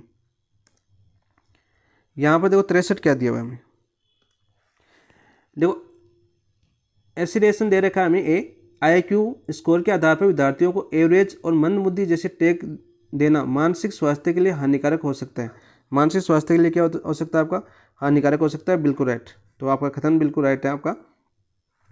रीजन देखो, कारण की बात करें, क्योंकि IQ स्कोर स्थायी होता है। देखो IQ स्कोर की स्थायी, यहाँ पर पकड़ लो, IQ स्कोर स्थायी होता है क्या, यहाँ पर पकड़ो IQ स्कोर नहीं। आधुनिक जो मनोविज्ञान आपके आधुनिक मनोविज्ञान है, अपनी आधुनिक मनोविज्ञान जो अब चल रही है, वो IQ को स्थायी नहीं मानती। IQ स्थायी नहीं होता, आधुनिक मनोविज्ञान के अनुसार जो IQ है वो स्थायी नहीं होता, नहीं होता। तो यहाँ पर ये यहीं पर गलत हो गया। ठीक है, अपरिवर्तन ये होता है, ये भी आपका गलत है। IQ कभी भी गलत हो सकता है, तो जरूरी नहीं कि आप मान लीजिए बच्चा 10th के अंदर कमज़ोर है तो उसके अंदर 12th के अंदर IQ का विकसित नहीं कर सकता, वो IQ कभी भी विकसित कर सकता है, अच्छे परसेंट ला सकता है। 45% वाले की 82, 86, 89% आते हुए मैंने देखा है। तो ऐसी चीज़ें आपको, ये आपका सर्वथा उचित हो, ये आपका गलत हो जाएगा। बाकी देखो कारण इसका गलत है, बिल्कुल गलत है, साफ साफ गलत है। तो यहाँ पर ए सही है, आपका कथन सही है। तो यहाँ पर आंसर क्या हो जाएगा, देखो यहाँ पर ऑप्शन नंबर 3 आपका राइट आंसर होगा 63 का। नेक्स्ट बात करते हैं क्वेश्चन नंबर 64 की बात करें हम। निम्न कथनों पर विचार कीजिए। निम्न कथनों पर विचार करते हैं, आराम से अच्छे से समझते हैं इस क्वेश्चन को। देखो समझने वाले क्वेश्चन थे सभी। देखो सेग्विन फोरम बोर्ड परीक्षण, देखो सेग्विन जो आपका फोरम बोर्ड परीक्षण है आपका, मुख्यतः मानसिक मंदता से पीड़ित बच्चों के लिए उपयुक्त है। मुख्यतः मानसिक जो आपके उपयुक्त है, बच्चों के लिए उपयुक्त है, बिल्कुल राइट। तो ये तो आपका बिल्कुल राइट है। ठीक है, कोहे ब्लॉक डिजाइन टेस्ट, देखो कोहे ब्लॉक डिजाइन टेस्ट व्यक्ति मूल्यांकन हेतु प्रयुक्त होता है। देखो ये आपका गलत हो जाए, व्यक्ति मूल्यांकन के लिए प्रयुक्त नहीं होता ये आपके जो स्पेशल बच्चे वगैरह है तो बच्चों के लिए होता है आपका, सिर्फ आपको बच्चों पर आपका। और ये किस पर आधारित होता है आपका, बच्चों और जो आपके जिनमें आपकी भाषा संबंधी आपके वो हो कठिनाई वाले व्यक्ति, भाषा संबंधी कठिनाई वाले व्यक्ति हो, यानी गैर भाषिक बुद्धि आकलन वाले बच्चे हो, इनमें के लिए टेस्ट होता है। केवल देखो आपका केवल व्यक्ति दे रखा है तो ये सामान्य व्यक्ति की बात होगी, तो केवल सामान्य व्यक्ति के लिए टेस्ट नहीं है आपका कोई ब्लॉक टेस्ट, तो ये आपका गलत हो जाएगा यहाँ पर। देखो अलेक्जेंडर पास अलोंग टेस्ट, देखो अलेक्जेंडर का कौन सा टेस्ट है आपका, पास अलोंग टेस्ट। भाषा पर आधारित विश्लेषणात्मक बुद्धि मापने का यंत्र है। भाषा पर आधारित विश्लेषणात्मक बुद्धि मापने का यंत्र है, तो ये आपका देखो क्या बात करते हैं यहाँ पर, बुद्धि मापने का यंत्र नहीं है आपका, तो भाषा पर आधारित नहीं है। सबसे पहले तो ये याद रखो, भाषा पर आधारित नहीं है, ये भाषा पर आधारित नहीं है। ये जो जिनकी भाषा क्षमता सीमित होती है उनके लिए प्रयोग किया जाता है, जिनकी भाषा क्षमता सीमित होती है उनके लिए, तो ये भी आपका गलत हो जाएगा। ठीक है, रेवेन्यू की प्रगतिशील मेट्रिसेज में पर्यटन और रीजनिंग के आधार पर व्यक्ति की तरल बुद्धि का आकलन किया जाता है, बिल्कुल राइट। हमें क्या पूछा कौन सा कथन सही है, तो हमारा देखो दूसरा गलत हो गया, तीसरा गलत हो गया, पहला और चौथा सही है, तो आंसर हो गया आपका ऑप्शन नंबर 1। तो आंसर कौन सा हो जाएगा आपका, ऑप्शन नंबर 1 आपका राइट आंसर हो जाएगा। नेक्स्ट बात करते हैं क्वेश्चन नंबर 65 की। देखो 65 क्या है था आपका, बुद्धि के संबंध में सत्य कथन है। बुद्धि के संबंध में सत्य कथनों की बात कर रहा है 65 आपका। तो यहाँ पर देखो बुद्धि का मनोमितिक उपागम बौद्धिक तर्कना और समस्या समाधान में व्यक्ति की प्रक्रिया के रूप में बुद्धि को देखता है। तो यहाँ पर देखो ये तो सटीक नहीं है, स्कोरिंग तो ये तो नहीं होता आपका बुद्धिमत्ता।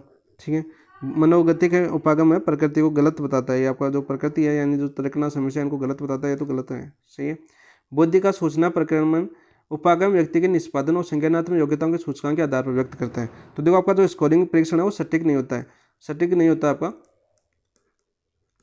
सटीक नहीं, तो ये भी आपका गलत हो जाएगा। संज्ञानात्मक योग्यताओं का जो सूचकांक के रूप में व्यक्त करता है, लेकिन ये आपका निष्पादन है तो सटीक नहीं होता प्रक्रम, तो ये भी आपका गलत हो जाएगा। तो इनमें से कोई नहीं, सत्य क्या हो जाएगा, इनमें से कोई नहीं। ऑप्शन नंबर 4 आपका राइट आंसर हो जाएगा।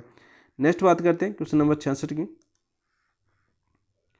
66 क्या आपका, बुद्धि के संपर्क को मानसिक संक्रियाओं के रूप में सर्वप्रथम औपचारिक बनाने का प्रयास करने वाले प्रथम वैज्ञानिक कौन थे। जो आपकी बुद्धि है, बुद्धि के जो संपर्क के जो मानसिक संक्रियाओं के रूप में सर्वप्रथम औपचारिक बनाने का प्रयोग करने वाले प्रथम वैज्ञानिक कौन थे? अल्फ्रेड बिने थे या जेपी गिलफोर्ड थे, डाल्टन थे या स्पेरमैन थे? बताओ भाई, जल्दी से आंसर दो कमेंट के अंदर। तो यहाँ पर कौन आ जाएगा आपका? अल्फ्रेड बिने। कौन आ जाएगा आपका? अल्फ्रेड बिने। और ये कब दिया था उन्होंने? 1905 के अंदर।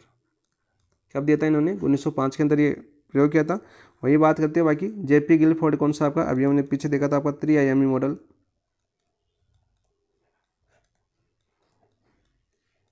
इसमें मैंने आपके दो द्वीपकारक सिद्धांत दिया था, जी फैक्टर एस याद कर सकते हो दोनों। और यहाँ पर दो डाल्टन है। डाल्टन आपके किसे संबंधित है? आपकी बुद्धि के जो वंशागत और क्षमताओं पर आधारित है आपकी। इन्होंने मानसिक माना नहीं, मानसिक संक्रिया पर आधारित नहीं था इनका, मानसिक संक्रिया पर आधारित नहीं था, संक्रिया नहीं। इन्होंने जो बुद्धि का आधार माना था, डाल्टन ने बुद्धि का आधार क्या माना था? इन्होंने आधार माना था आपका कि बुद्धि है आपकी वो कैसी होती है? आपकी वंशानुगत और संवेग क्षमताओं पर आधारित होती है, क्षमताओं पर आधारित।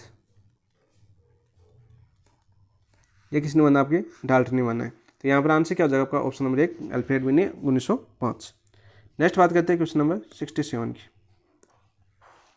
बुद्धि पर आनुवंशिकता के प्रभाव के लिए अध्ययन किया जाता है। बुद्धि पर आनुवंशिकता के प्रभाव के लिए अध्ययन किया जाता है जुड़वा बच्चों पर, दत्तक बच्चों पर, एक या दो, दोनों। तो 67 में आपका आंसर क्या हो जाएगा? ऑप्शन नंबर 3 दोनों।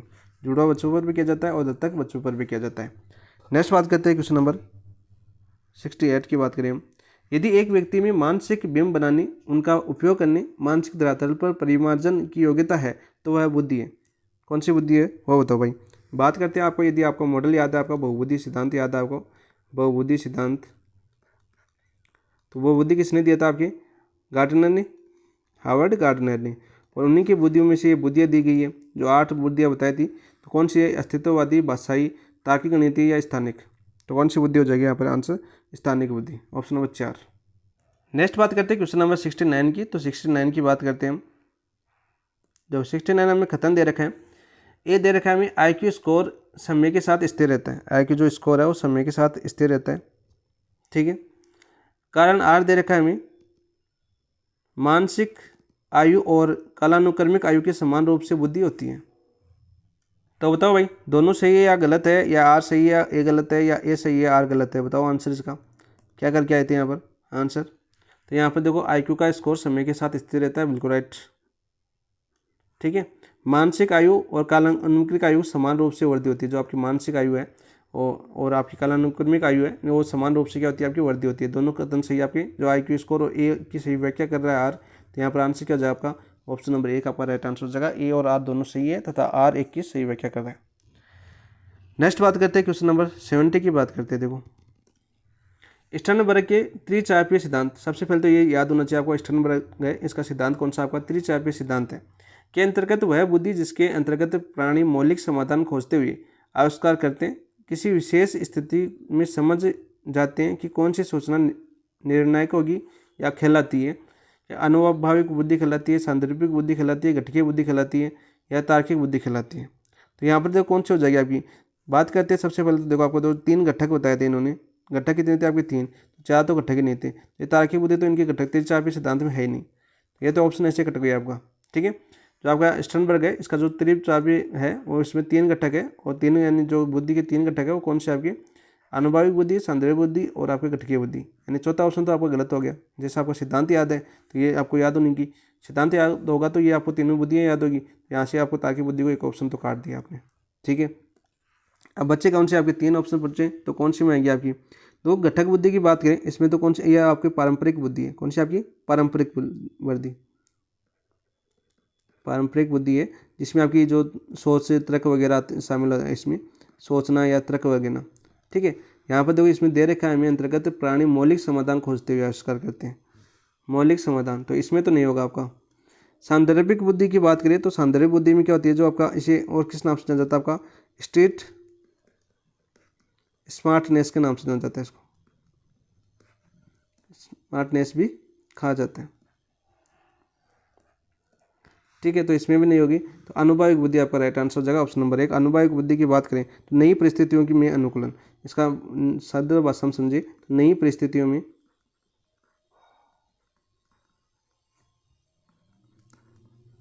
अनुकूलन।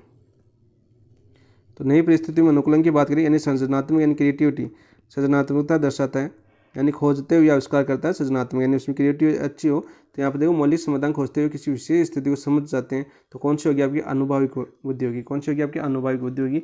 आपकी क्वेश्चन की भाषा के अंदर ही अनुभव के आधार पर है, तो आपका क्वेश्चन की भाषा में इसका आंसर छुपा हुआ था, तो आंसर हो जाएगा इसका ऑप्शन नंबर 1। नेक्स्ट बात करते हैं क्वेश्चन नंबर 71 की बात करें हम। देखो परिमिला पाठक द्वारा निर्मित डॉक्टर ए मेन परीक्षण है, जो आपकी परिमिला पाठक जी हैं, ठीक है, इनके द्वारा निर्मित आपका ड्रो ए मेन परीक्षण किस पर आधारित है, यह हमें पूछा गया। शाब्दिक पर है या निष्पादन परीक्षण है, सामूहिक परीक्षण है या संस्कृति मुक्त परीक्षण है, तो यहाँ पर आंसर हो जाएगा आपका ऑप्शन नंबर 2 निष्पादन परीक्षण है। नेक्स्ट बात करते हैं question number 72 doctor Chandramohan Bhatia परीक्षण, तो आपको याद होना चाहिए भारत के यहाँ पर चंद्रमोहन भाटिया परीक्षण कौन से उप परीक्षण अलेक्जेंडर से आयातित नहीं है। तो चंद्रमोहन भाटिया की बात करें, चंद्रमोहन भाटिया की बात करें तो इन्होंने आपके जो परफॉर्मेंस टेस्ट है, आपका परफॉर्मेंस टेस्ट है, इस परफॉर्मेंस टेस्ट के अंदर 5 उप परीक्षण किए थे। कितने आपके 5 उप परीक्षण किए थे, कितने उप परीक्षण किए थे, 5 उप परीक्षण किए थे, जिनमें से 4 तो आपको दी हुई है, ये चारों दिए थे। इसमें से उन्होंने अलेक्जेंडर से आयातित किए थे, यानी जो आपके अलेक्जेंडर है यहाँ से आयातित किए थे, और 2 ऐसे थे जिन्होंने खुद विकसित किया था। तो 2 आपके जो खुद विकसित किया था वो कौन से थे, सबसे पहले तो आपको वो याद होनी चाहिए। तो यहाँ पर देखो आपका आयातित नहीं, आपका जो क्यूब कंस्ट्रक्शन है और आपका पैटर्न ड्राइंग है, ये उनके द्वारा आयातित नहीं थे, अलेक्जेंडर से आयातित नहीं किया था, ये उन्होंने स्वयं विकसित किया था, स्वयं विकसित किए थे, ठीक है। बाकी ब्लॉक डिजाइन और पास अलॉन्ग उन्होंने अलेक्जेंडर से लिया था। तो यहाँ पर आंसर क्या हो जाएगा 1 और 4, आंसर हो जाएगा आपका ऑप्शन नंबर 3, क्या हो जाएगा आपका ऑप्शन नंबर 3। नेक्स्ट बात करते हैं क्वेश्चन नंबर 73 की बात करें हम। देखो मेडनिक द्वारा निर्मित रिमोट साक्षरवाद अवाचिक परीक्षण में, देखो मेडनिक का है निर्मित कौन सा आपका रिमोट साक्षरवाद अवाचिक परीक्षण में निम्नलिखित में से किस तरह का परीक्षण होता है, किस तरह का परीक्षण होता है भाई। 3 शब्द ऐसे बाल रात पेन के बीच संबंध बनाना, तो राइट आंसर हो जाएगा आपका ऑप्शन नंबर 1। कैसा परीक्षण है आपके 3 शब्द जैसे बाल रात और पेन के बीच संबंध बनाना, ठीक है, ये आपका मेडनिक द्वारा एक निर्मित है रिमोट साक्षरवाद अवाचिक परीक्षण, इसको भी याद कर लेना साथ साथ, ठीक है, रिमोट साक्षरवाद अवाचिक परीक्षण। और 3 शब्द कौन से आपके बाल रात पेन के बीच संबंध बनाना, मेडनिक, तो ऑप्शन नंबर 1 आपका राइट आंसर हो जाएगा। नेक्स्ट बात करते हैं, देखो क्वेश्चन नंबर 76 की बात करें हम। सृजनात्मकता का मस्तिष्क गोलार्ध सिद्धांत मानता है, जो आपका सृजनात्मकता है उसका जो आपका मस्तिष्क गोलार्ध जो सिद्धांत है वो मानता है, क्या मानता है भाई, याद होना चाहिए आपको। बायां भाग सृजनात्मक और दायां भाग तरक्की के लिए उपयोगी नहीं, ठीक है, दायां भाग सृजनात्मकता और बायां भाग तरक्की के लिए उपयोगी है, तो आंसर हो जाएगा ऑप्शन नंबर 2। नेक्स्ट बात करते हैं क्वेश्चन नंबर 75 की। देखो सृजनात्मकता के जनक के रूप में मनोवैज्ञानिक का नाम प्रचलित है, तो सृजनात्मकता का जनक कौन है भाई, क्रिएटिविटी का जनक कौन है, मनोवैज्ञानिक का नाम बताइए भाई। स्पेरमैन है, टॉरेंस है, और गार्डनर या बकरमेंदी। तो बकरमेंदी तो आप जानते हो भारत के हैं। गार्डनर ने कौन सा बहुबुद्धि सिद्धांत दिया था, स्पेरमैन ने जी कारक और एफ कारक देव कारक सिद्धांत दिया था। बच्चे कौन आपके ऑप्शन नंबर 2 टॉरेंस, कौन से आपके टॉरेंस, ई पॉल टॉरेंस नाम आता है इसका, पूरा नाम बात करें तो ई प्यूल टॉरेंस, इन्होंने टॉरेंस परीक्षण भी किया था, उसका भी नाम पूछा गया आपका, ठीक है, ई प्यूल टॉरेंस, ये याद कर लेना, ऑप्शन नंबर 2 आपका राइट आंसर होगा।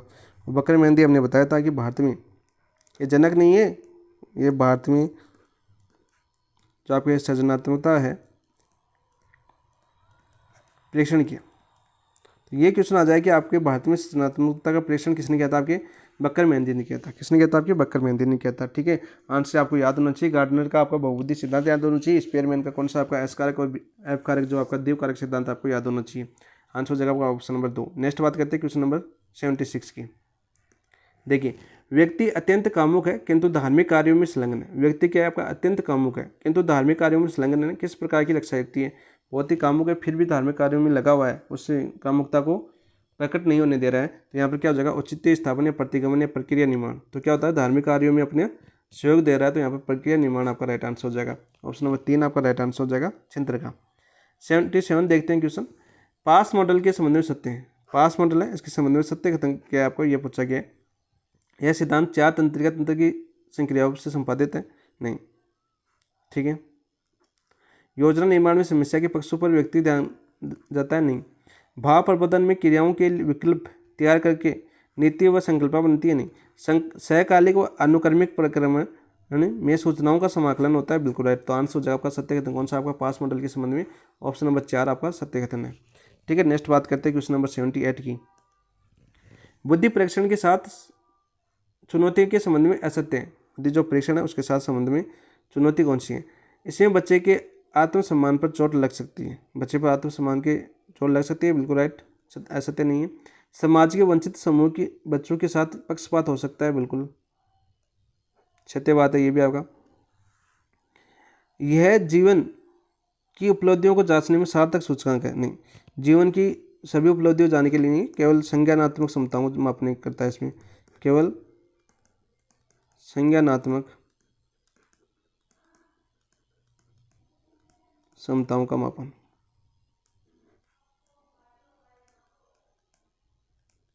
क्षमताओं का मापन होता है इसके अंदर आपके, इसके अंदर तो आपका ये आपका गलत हो जाएगा और हमें सत्य पूछा तो आपका आंसर हो जाएगा ऑप्शन नंबर 3। ठीक है, नेक्स्ट बात करते हैं क्वेश्चन नंबर 79 की बात करते हैं। देखो, यह परीक्षण जहाँ परीक्षार्थी को परीक्षार्थी को लकड़ी के नखार गुटके दिए जाते हैं, उसे दिए गए समय में गुटकों को दी गई तस्वीर के हिसाब से जमाना बिछाना होता है, क्या कहलाता है? देखो मैंने जानकर फटाता है ये, क्योंकि सभी कंफ्यूज हो जाते हैं, कभी फास्ट पढ़ते हैं ना, तो लकड़ी यहाँ पर हो जाएगा। क्या कहलाता है?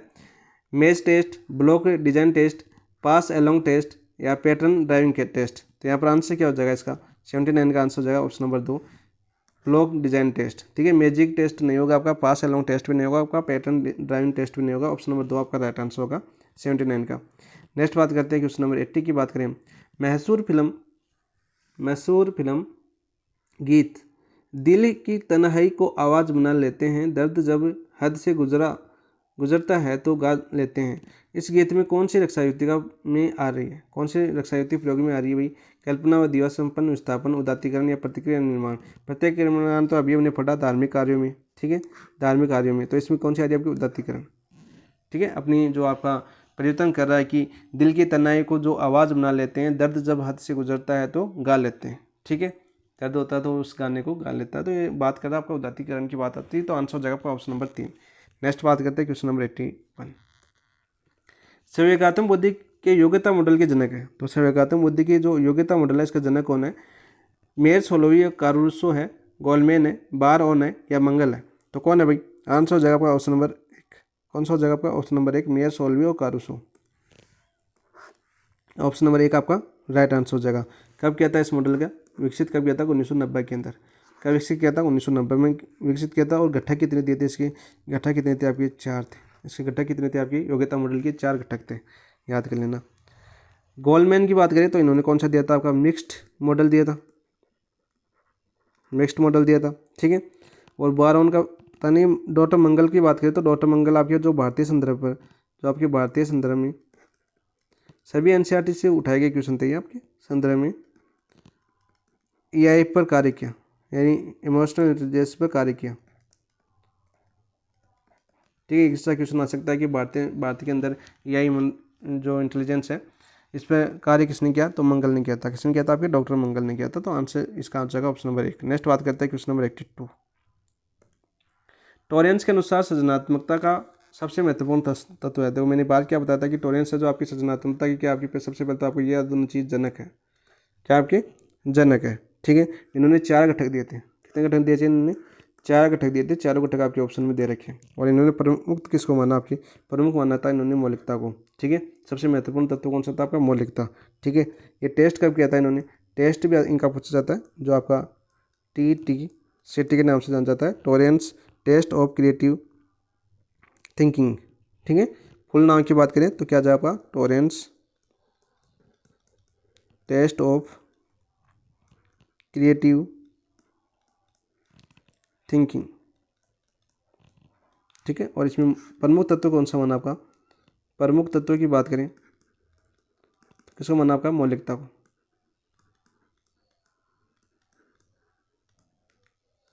किसको माना आपके? मौलिकता को प्रमुख तत्व माना। तो आंसर हो जाएगा आपका ऑप्शन नंबर 3। नेक्स्ट बात करते हैं क्वेश्चन नंबर 83 की। 83 क्या दे रखा है हमें? 83 दे रखा है, एक घर में बेटी पैदा होने पर रिश्तेदारों द्वारा कहना कि लक्ष्मी हुई है, ये किस प्रकार की रक्षा युक्ति है? औचित्य स्थापन, तदातीकरण, पलायन या प्रक्षेपण। तो आप आंसर क्या जगह 83 के अंदर ऑप्शन नंबर 1 आपका औचित्य स्थापन। नेक्स्ट बात करते हैं क्वेश्चन नंबर 84।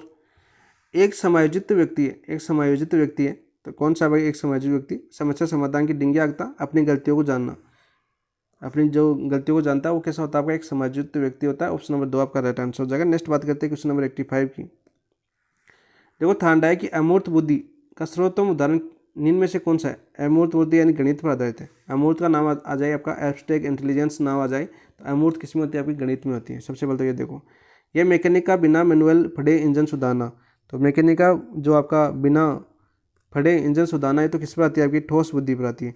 जो आपकी अमूर्त बुद्धि है इसके 3 थे आपकी, ठोस, सामाजिक और अमूर्त। थार्डाई की अमूर्त बुद्धि थी, तो इसमें 3 थे आपकी, कौन सी? ठोस बुद्धि, और कौन सी थी आपकी? सामाजिक एंड सोशल, और तीसरी थी आपकी अमूर्त। ठीक है, तो यहाँ पर देखो जो आपका मैकेनिक है वो मैकेनिक किसमें आएगा? आपका ठोस में। ये तो आपका ठोस का है, तो ये तो नहीं होगा। हमें क्या पूछा है? हमें पूछा आपका अमूर्त। यह अध्यापक छात्रों में मानसिक स्थिति को समझकर उन्हें पढ़ाना, अध्यापक को मानसिक स्थिति के अनुसार समझकर पढ़ाना, ये भी नहीं होगा। यह गणित का समीकरण हल करने के लिए प्रतीकों और तर्कों का प्रयोग करना, बिल्कुल राइट। गणित आपका अमूर्त का मैंने नाम बोला था पहले, गणित। ऑप्शन नंबर 3 नेता जनता के भावात्मक संबंध, ये कैसा आएगा आपका? सोशल यानी सामाजिक। और इसमें जो आपका मानसिक स्थिति समझ पढ़ाता है ये भी कैसा आएगा आपका? सामाजिक के अंदर। ठीक है, तो आंसर क्या हो जाएगा आपका? Option number 3। नेक्स्ट बात करते हैं क्वेश्चन नंबर देखो 86 की बात करते हैं। यह अपनी विदेश नीति स्टार्ट होगी। देखो, एफ्रो एशियाई सम्मेलन के संदर्भ में निम्न कथनों में से सत्य कथन की पहचान करें, नीचे दिए गए कूट से सही उत्तर का चयन कीजिए। इस सम्मेलन का आयोजन 18 से 24 अप्रैल 1954 नहीं हुआ था। कब होता है आपका? 1955 में। कब होता है आपका? 1955 में। और कहाँ पर होता है आपका? बाडुंग, इंडोनेशिया में होता है, बिल्कुल राइट। ठीक है, 54 दे रखा तो गलत हो जाएगा, 55 आता तो बिल्कुल राइट होता, गलत हो जाएगा। इस सम्मेलन में आयोजक देशों में भारत सम्मिलित था, बिल्कुल राइट। आयोजक देशों की बात करें तो कौन कौन से देश थे? आयोजक देश की बात करें तो बर्मा था, बर्मा। दूसरा कौन सा था आपका? श्रीलंका था। तीसरा कौन सा था आपका? भारत था। और चौथे देश की बात करें तो कौन सा था आपका? इंडोनेशिया था, सॉरी इंडोनेशिया। और पांचवा कौन सा था अपना? पाकिस्तान। कौन सा था अपना? पाकिस्तान। तो आयोजक देशों की बात करें तो ये 5 देश थे। कौन से देश थे आपके? बर्मा, श्रीलंका, भारत, इंडोनेशिया और पाकिस्तान। ठीक है, तो ये तो आपका बिल्कुल राइट, भारत सम्मिलित है। इस सम्मेलन में एशिया और अफ्रीका के 29 देशों ने भाग लिया। कितने देशों ने भाग लिया? 29 देशों ने, ये भी सही है। तो यहाँ पर ये पहला गलत हो गया, बाकी सही है, तो आपका आंसर हो जाएगा 2 और 3, ऑप्शन नंबर 2। ठीक है, वहीं यहाँ पर आपके प्रारूपकार की बात करें, किसकी? आपके प्रारूपकार की, प्रारूपकार की। ये भी तो आ सकता है आपके प्रारूपकार कौन कौन थे? तो यहाँ पर देखो, भारत के थे जवाहरलाल नेहरू। भारतीय कौन थे आपके? भारत की बात करें तो भारत के थे आपके जवाहरलाल नेहरू। कौन थे आपके? जवाहरलाल नेहरू। दूसरी बात करें हम जो आपके मिस्र के प्रेसिडेंट थे, मिस्र के प्रेसिडेंट कौन थे आपके? नासिर। कौन थे आपके? नासिर। तीसरी बात करें हम यूगोस्लाविया की, यूगोस्लाविया की, यूगोस्लाविया की बात करें तो कौन थे आपके? Marshal Tito. कौन थे आपके? Marshal Tito. ठीक है, चौथा आपका प्रारूपकार कौन था आपका? इंडोनेशिया की सुकर्नो। इंडोनेशिया की बात करें तो इंडोनेशिया कौन थे आपके? सुकर्नो, इंडोनेशिया के सुकर्नो थे। और पांचवी बात करें हमें, पांचवें बताऊँ प्रारूपकार का, पांचवा कौन था आपका? कौन सा बच गया भाई? भारत आ गया, मिस्र आ गया, यूगोस्लाविया आ गया, इंडोनेशिया आ गया, घाना बच गया। तो अब ये देखो घाना इंपॉर्टेंट क्यों हो गया? घाना अभी अपने प्रधानमंत्री जाके आए। ठीक है, क्वामे नुक्रुमा। घाना देश जाने वाले आपके प्रधानमंत्री नरेंद्र मोदी पहले बन चुके हैं। ठीक है, तो घाना इंपॉर्टेंट होता है, और आपका विदेश नीति है तो यहाँ से पूछने की संभावना भी बनती है। और अब तो आपके विदेश नीति की बात करें तो इतने सम्मान मिल चुके हैं नरेंद्र मोदी को, वहाँ से आने की संभावना ज़्यादा हो जाती है। देखो कौन सा पूछा जाएगा, तो यहाँ पर आंसर क्या आ गया आपका? Option number 2। नेक्स्ट बात करते हैं देखो क्वेश्चन नंबर 87 की। Indian council of world affair के संबंध में असत्य है। तो इंडियन जो आपकी काउंसिल ऑफ वर्ल्ड अफेयर्स है इसके संबंध में असत्य कथन की बात करनी है। ठीक है, जो आपकी इंडियन काउंसिल है आपका ICAA, स्थापना कब हुई थी इसकी? स्थापना 1943 में हुई थी। देखो, भारतीय बुद्धिजीवियों के समूह द्वारा एक थिंक टैंक है के रूप में इसकी स्थापना 1943 में की गई, बिल्कुल राइट। यह अंतर्राष्ट्रीय संबंधों एवं विदेश मामलों के अध्ययन को समर्पित संस्थान है, बिल्कुल राइट। वर्ष 2001 में इसे संसद द्वारा राष्ट्रीय महत्व का संस्थान घोषित किया गया। कब? वर्ष 2001 में, बिल्कुल राइट। भारत का राष्ट्रपति इसका पदेन अध्यक्ष होता है, गलत। इसका पदेन अध्यक्ष कौन होता है आपका? राष्ट्रपति नहीं होता। कौन होता है आपका? उपराष्ट्रपति। कौन होता है आपका? उपराष्ट्रपति। इस चीज़ को थोड़ा सा समझ लेना, क्योंकि राष्ट्रपति और उपराष्ट्रपति में कन्फ्यूज हो सकते हो। तो उपराष्ट्रपति होता है, राष्ट्रपति नहीं होता है। तो असत्य कथन कौन सा हो जाए आपका? Option number 4। नेक्स्ट बात करते हैं क्वेश्चन नंबर 88 की। स्वतंत्रता के बाद भारत के कितने ऐसे प्रधानमंत्री रहे जिन्होंने स्वयं विदेश मंत्रालय कार्यभार संभाला? तो मैंने बात शुरू में स्टार्ट हुई थी तब मैंने बताया था कि 5 थे, 7 थे, 9 थे या 10। तो 9 की बात करें तो जो पहला थे आपके जो आपके जवाहरलाल नेहरू, ठीक है। दूसरे कौन थे आपके? गुलजारी लाल नंदा। और इसमें कोष्टक में लिख देता हूँ, साथ में कार्यवाहक। कौन थे आपके? कार्यवाहक थे। वही बात करें तीसरे की मैं, तो इंदिरा गांधी बनी थी, फिर इंदिरा गांधी। चौथे कौन बनी थी? विदेश मंत्री, जो प्रधानमंत्री के साथ साथ विदेश मंत्री थे आपके, राजीव गांधी। राजीव गांधी। और पांचवें कौन थे आपके? वीपी सिंह, 89 के अंदर। और फिर 92 के अंदर आपके नरसिम्हा राव। नरसिम्हा राव के बाद में 7वें नंबर पर थे आपके गुजराल।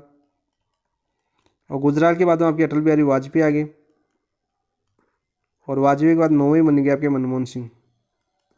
मनमोहन सिंह। और मनमोहन सिंह अभी नहीं रहे अपने साथ। और अभी वर्तमान की बात करें सर, फिर वर्तमान में कौन है? जयशंकर। कौन आपके? जयशंकर, एस जयशंकर। काफ़ी अच्छे व्यक्ति हैं। तो यहाँ पर आंसर क्या जगह पर 9 थे, ठीक है। 9 प्रधानमंत्री ऐसे जो आपके विदेश मंत्रालय इनके अधीन रहता है, इन्होंने खुद कार्यभार संभाला था। नेक्स्ट बात करते हैं, क्वेश्चन नंबर 89 की बात करूँ मैं। देखो, शिमला समझौते के संबंध में निम्नलिखित खतरों पर विचार कीजिए। देखो, ये समझौता भारत पाकिस्तान के बीच होता है, बिल्कुल राइट। 8 जुलाई को नहीं हुआ था। कब होता आपका? 2 जुलाई को। कब होता आपका? 2 जुलाई को। तो ये आपका गलत हो जाएगा यहाँ पर। इस समझौते में भारतीय और पाकिस्तानी पक्षकार क्रम से, देखो भारत उल्टा दे रखा है। भारतीय कौन थी आपकी? इंदिरा गांधी। और पाकिस्तान कौन थे आपके? पाकिस्तान कौन थे आपके? ये पाकिस्तान यहाँ पर है, जुल्फिकार अली भुट्टो। यानी क्रम देखो, क्रम से यहाँ पर देखो, इसको पकड़ो क्रम से, इसकी वजह से गलत हो रहा है। तो यहाँ पर देखो उपयुक्त में सत्य कथन दोनों नहीं है, आंसर हो जाएगा ऑप्शन नंबर 4, ठीक है। थोड़ा सा ऐसे भाषा को ये समझ पर आधारित क्वेश्चन था कि आपकी समझ किस आधार पर आपकी विकसित कितने दोस्तों का ये गलत हुआ, कमेंट में बता दो ताकि इसमें सुधार हो सके, आपको याद हो सके। नेक्स्ट बात करते हैं, देखो क्वेश्चन नंबर 90 की बात करता हूँ मैं। US इंडिया कॉम्पैक्ट 2025 में एशिया का पूरा नाम क्या है? जो आपका ASI है, इसका पूरा नाम क्या है आपका? बात करते हैं 90 की, तो इसका नाम आपका autonomous system industry alliance. Autonomous system industry alliance, option number 3 आपका राइट आंसर हो जाएगा। नेक्स्ट बात करते हैं क्वेश्चन नंबर 91 की। श्रीलंका में प्रवासी समस्या के समाधान हेतु नेहरू कोटलेवाला समझौता। देखो, नेहरू तो आपके कौन थे? आपके नेहरू तो आपके भारत के PM थे। और कोटले कौन थे? आपके श्रीलंका के थे, ठीक है। तो ये कब हस्ताक्षरित हुए इन दोनों के बीच में? कब हस्ताक्षर हुआ ये समझौता, कब हुआ? तो ये होता आपका 18 जनवरी 1954 को। तो आंसर हो जाए आपका ऑप्शन नंबर 4, 91 में। नेक्स्ट बात करते हैं क्वेश्चन नंबर 92। तो पंचशील सिद्धांत के सम्मेलन में पहली बार औपचारिक रूप से प्रस्तुत किए गए थे। पंचशील सिद्धांत की बात करें तो पंचशील सिद्धांत कब होता है? सबसे पहले तो आपको डेट याद होनी चाहिए आपकी, 29 अप्रैल 1954 को। कब होता आपका? 29 अप्रैल 1954 को ये समझौता होता। और किसके बीच होता? आपके भारत व चीन के बीच। और भारत के प्रधानमंत्री कौन थे? भारतीय प्रधानमंत्री थे आपके जवाहरलाल नेहरू। और चीन के कौन थे आपके? चाउ उन ले। दोनों क्वेश्चन पहले आपकी फैक्ट यहाँ से क्वेश्चन पूछे जाते थे, सीधे सीधे क्वेश्चन। आजकल इसका पैटर्न चेंज हो चुका है, तो आप थोड़ा सा इसको समझ लेना। और सिद्धांत क्या था इन्होंने? पंचकारक थे आपके, पंचकारक थे। और पंचकारक यानी समझ सकते हो पंचकारक कौन से थे आपके? 5 जो आपके पंचकारक थे उनको कैसे बटा था आपका? 3A + 2S। 3A + 2S। 3A का मतलब क्या आपका? एक की बात करें तो क्या था आपका? एक की बात करें तो था आपका अखंडता। अखंडता पर सवाल नहीं उठाएगा। दूसरा था आपका अनाक्रमण की नीति अपनाएगा, अनाक्रमण की नीति अपनाएगा। तीसरा था आपका आंतरिक मामलों में हस्तक्षेप नहीं करेगा, आंतरिक मामलों में हस्तक्षेप नहीं करेगा। ये तो 2S का मतलब क्या था सर? 2S की बात करें तो ये था आपका समानता। तो व्यवहार कैसा करेगा? आपका समानता का व्यवहार करेगा। और सह अस्तित्व की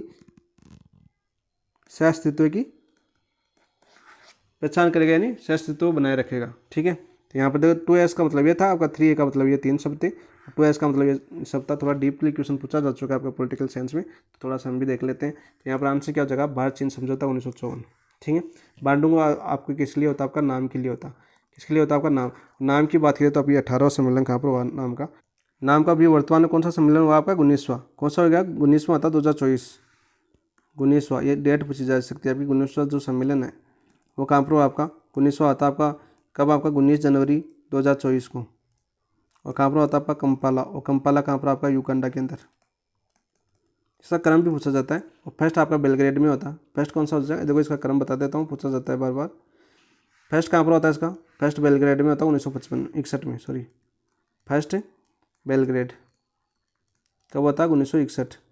और सर भारत की बात करें तो भारत में कब होता है 7वां, इंदिरा गांधी इसके अध्यक्ष बनी थी और नई दिल्ली के अंदर होता है, नई दिल्ली के अंदर। और कब हुआ था ये 1983 के अंदर, कब होता है आपका 1983 के अंदर होता। ठीक है, यहाँ पर देखो 1900 आ गया, 18 कहाँ पर होता है आपका बाकू अजरबैजान में, जो आपके सेकंड ग्रेड में क्वेश्चन आया हुआ है। सेकंड ग्रेड में 18 पूछा गया नाम का सम्मेलन बाकू अजरबैजान वाला। ठीक है, और फिर देखो 17वां का आपका वेनेजुएला में होता,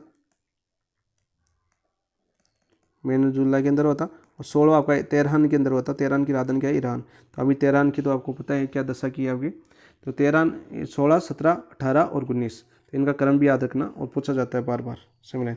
और ये जिनेवा सम्मेलन और बेलग्रेड नाम सम्मेलन आ गया यहाँ पर, जो मैंने बताया था यहाँ पर। तो इंपॉर्टेंट है, सभी फैक्ट क्वेश्चन पूछे जाते हैं, तो ऐसे क्वेश्चन पूछे जाते हैं आपकी। नेक्स्ट बात करते हैं क्वेश्चन नंबर 93 की। देखो, निम्नलिखित कथनों पर विचार कीजिए। निम्नलिखित कथनों पर हम विचार करते हैं। भारत की विदेश नीति का संचालन भारतीय संविधान के अनुच्छेद 51 की दिशा निर्देश पर आधारित है। किस पर आधारित है आपकी, 51 के दिशा निर्देश पर आधारित है, बिल्कुल राइट। अनुच्छेद कौन सा आपका 51। ठीक है, भारतीय विदेश नीति का प्रमुख उद्देश्य विश्व शांति और अंतर्राष्ट्रीय विवादों का शांतिपूर्ण समाधान है, बिल्कुल राइट। सत्य कथन की बात करें तो ऑप्शन नंबर 3 आपका राइट आंसर हो जाएगा कि भारत हमेशा शांतिपूर्ण समाधान की विचार करता है। ऑप्शन नंबर 3 आपका राइट आंसर हो जाएगा, अपना संविधान ही ऐसा है। नेक्स्ट बात करते हैं क्वेश्चन नंबर 94 की। भारत की लोक ईस्ट नीति के संदर्भ में सही कथन है। लोक ईस्ट नीति, तो सबसे पहले तो देखो ये नीति 1991 में शुरू हुई थी। इस नीति के कारण भारत आसियान संबंधों का विस्तार हुआ, बिल्कुल राइट। इस नीति का श्रेय पूर्व प्रधानमंत्री अटल बिहारी वाजपेयी हो जाता है, बिल्कुल नहीं। 1991 में प्रधानमंत्री कौन थे आपकी, पीवी नरसिम्हा राव। ठीक है, याद रखना आपकी वाजपेयी नीति गलत हो जाएगा। कूट बात करें तो 1 और 2 सही, तो आंसर हो जाएगा आपका ऑप्शन नंबर 1। नेक्स्ट बात करते हैं क्वेश्चन नंबर 95 की। तो 95 क्या है आपका, देखो निम्न में से राजीव गांधी द्वारा निःशस्त्रीकरण सम्मेलन के दौरान दिए गए 4D सिद्धांत में शामिल नहीं। तो सबसे पहले तो आपको याद होना चाहिए राजीव गांधी का जो निःशस्त्रीकरण सम्मेलन है, और इसके दौरान कौन सा मॉडल दिया था इन्होंने, 4D सिद्धांत दिया था राजीव गांधी ने। तो कौन सा सही नहीं है इसमें के अंदर, यह पूछा है हमें। तो 4D सिद्धांत देखो आपका निःशस्त्रीकरण, अनौपचारिक, शांति की कूटनीति। ठीक है, लेकिन कौन सा लोकतंत्रवाद नहीं था। आंसर हो जाएगा ऑप्शन नंबर 2। तो चौथा कौन सा था फिर, विकास था। कौन सा था आपका, विकास। इसे याद होना चाहिए, आंसर हो जाएगा आपका ऑप्शन नंबर 4। नेक्स्ट बात करते हैं क्वेश्चन नंबर 96 की। भारतीय परमाणु नीति के से जुड़े निम्नलिखित कथनों पर असत्य कथन की बात करते हैं। असत्य कथन कौन सा है, भारत ने 1976 में पहला परमाणु परीक्षण किया इंदिरा गांधी के समय पोखरण के अंदर, बिल्कुल राइट बात है। ठीक है, भारत ने 1998 में परमाणु परीक्षण के बाद नो ईस्ट यूज नीति घोषित की, बिल्कुल 1998 में आपके अटल बिहारी वाजपेयी के बाद में दोबारा आपका परमाणु परीक्षण किया गया था 1976 के बाद में। तो यहाँ पर ये भी आपको बिल्कुल सही है। भारत ने NPT पर हस्ताक्षर नहीं किया, नहीं, बिल्कुल राइट बात है। भारत ने अभी तक NPT पर हस्ताक्षर नहीं किया। 1963 में जवाहरलाल नेहरू ने CTBT पर संधि पर हस्ताक्षर किए, नहीं, CTBT पर हस्ताक्षर जवाहरलाल नेहरू ने नहीं किए। और इसमें किस पर किए थे, जवाहरलाल नेहरू ने किए थे आपके, क्या नाम था उसका, PTBT था, क्या नाम था आपका, PTBT पर हस्ताक्षर किए थे आपके जवाहरलाल नेहरू ने 1963 के अंदर। ठीक है, इस पर नहीं किए थे, तो ये आपका गलत हो जाएगा। मैं सत्य पूछा ना, तो ऑप्शन नंबर 4 आपका गलत हो जाएगा। नेक्स्ट बात करते हैं क्वेश्चन नंबर 97 की। देखो, छठे बिम्स्टेक शिखर सम्मेलन कहाँ पर हुआ, अभी बैंकॉक थाईलैंड के अंदर हुआ है आपका। करंट से संबंधित क्वेश्चन पूछा गया है आपका। तो देखो, छठे बिम्स्टेक शिखर सम्मेलन संबंधित का विचार करें। इसका आयोजन बैंकॉक अप्रैल 2025 के अंदर किया गया, बिल्कुल राइट, थाईलैंड के अंदर। फिर प्रधानमंत्री गए थे ना। इसमें बिम्स्टेक के देशों के 300 युवाओं को भारत में प्रशिक्षित करने के लिए बौद्धिक पहल शुरू की गई, बिल्कुल राइट। नई दिल्ली में बिम्स्टेक एनर्जी सेंटर खोला जाएगा, नहीं, कहाँ पर खोला जाएगा आपका, बेंगलुरु में। कहाँ पर खोला जाएगा आपका, बेंगलुरु में खोला जाएगा। भारत वर्ष 2050 में आयोजित होने वाले पहले बिम्स्टेक खेलों की मेजबानी करेगा। ठीक है, तो 97 की बात करें तो कौन सा सही हो जाएगा आपका, तो यहाँ पर देखो भारत 2050 में नहीं होने, 2027 में होंगे ना, 2027 में। तो इसकी मेजबानी कौन करेगा, भारत करेगा। ठीक है, 2027 वाले गई, 2050 दे देगा, तो ये गलत हो जाएगा। तो हमें सत्य कथन पूछा, तो पहला और दूसरा सत्य, तो आंसर हो जाएगा आपका ऑप्शन नंबर 1। नेक्स्ट बात करते हैं क्वेश्चन नंबर 98 की। तो भारत ने बांग्लादेश के साथ 19 मार्च 1972 को यहाँ पर 25 वर्षीय शांति, मित्रता और सहयोग संधि हस्ताक्षर की। तो कितने वर्ष की थी, 25 वर्ष की। 1972 में जब बना था बांग्लादेश, तब ये संधि की थी और आजकल आपके भारत को आंख दिखा रहा है बांग्लादेश, ठीक है, बहुत ज़्यादा परेशान कर रहा है भारत को। चीन का दौरा करता है, चीन में वहाँ पर घोषणा करता है, ठीक है, सिलीगुड़ी क्षेत्र के पास में चीन को फैक्ट्री लगाने के लिए बोलता है, ठीक है, पर जो आपकी सैन्य अड्डा बनाने के लिए बोलता है, जो अपना छोटा है। तो ये आपको भारत के विरोधी चाल चल रहा है आजकल। नई दिल्ली में है, ढाका में है, शिमला में होता है या चिटगांव में, तो ये आपके ढाका के अंदर होता है। कहाँ पर होता है समझौता? ढाका के अंदर। नेक्स्ट बात करते हैं क्वेश्चन नंबर 99 की।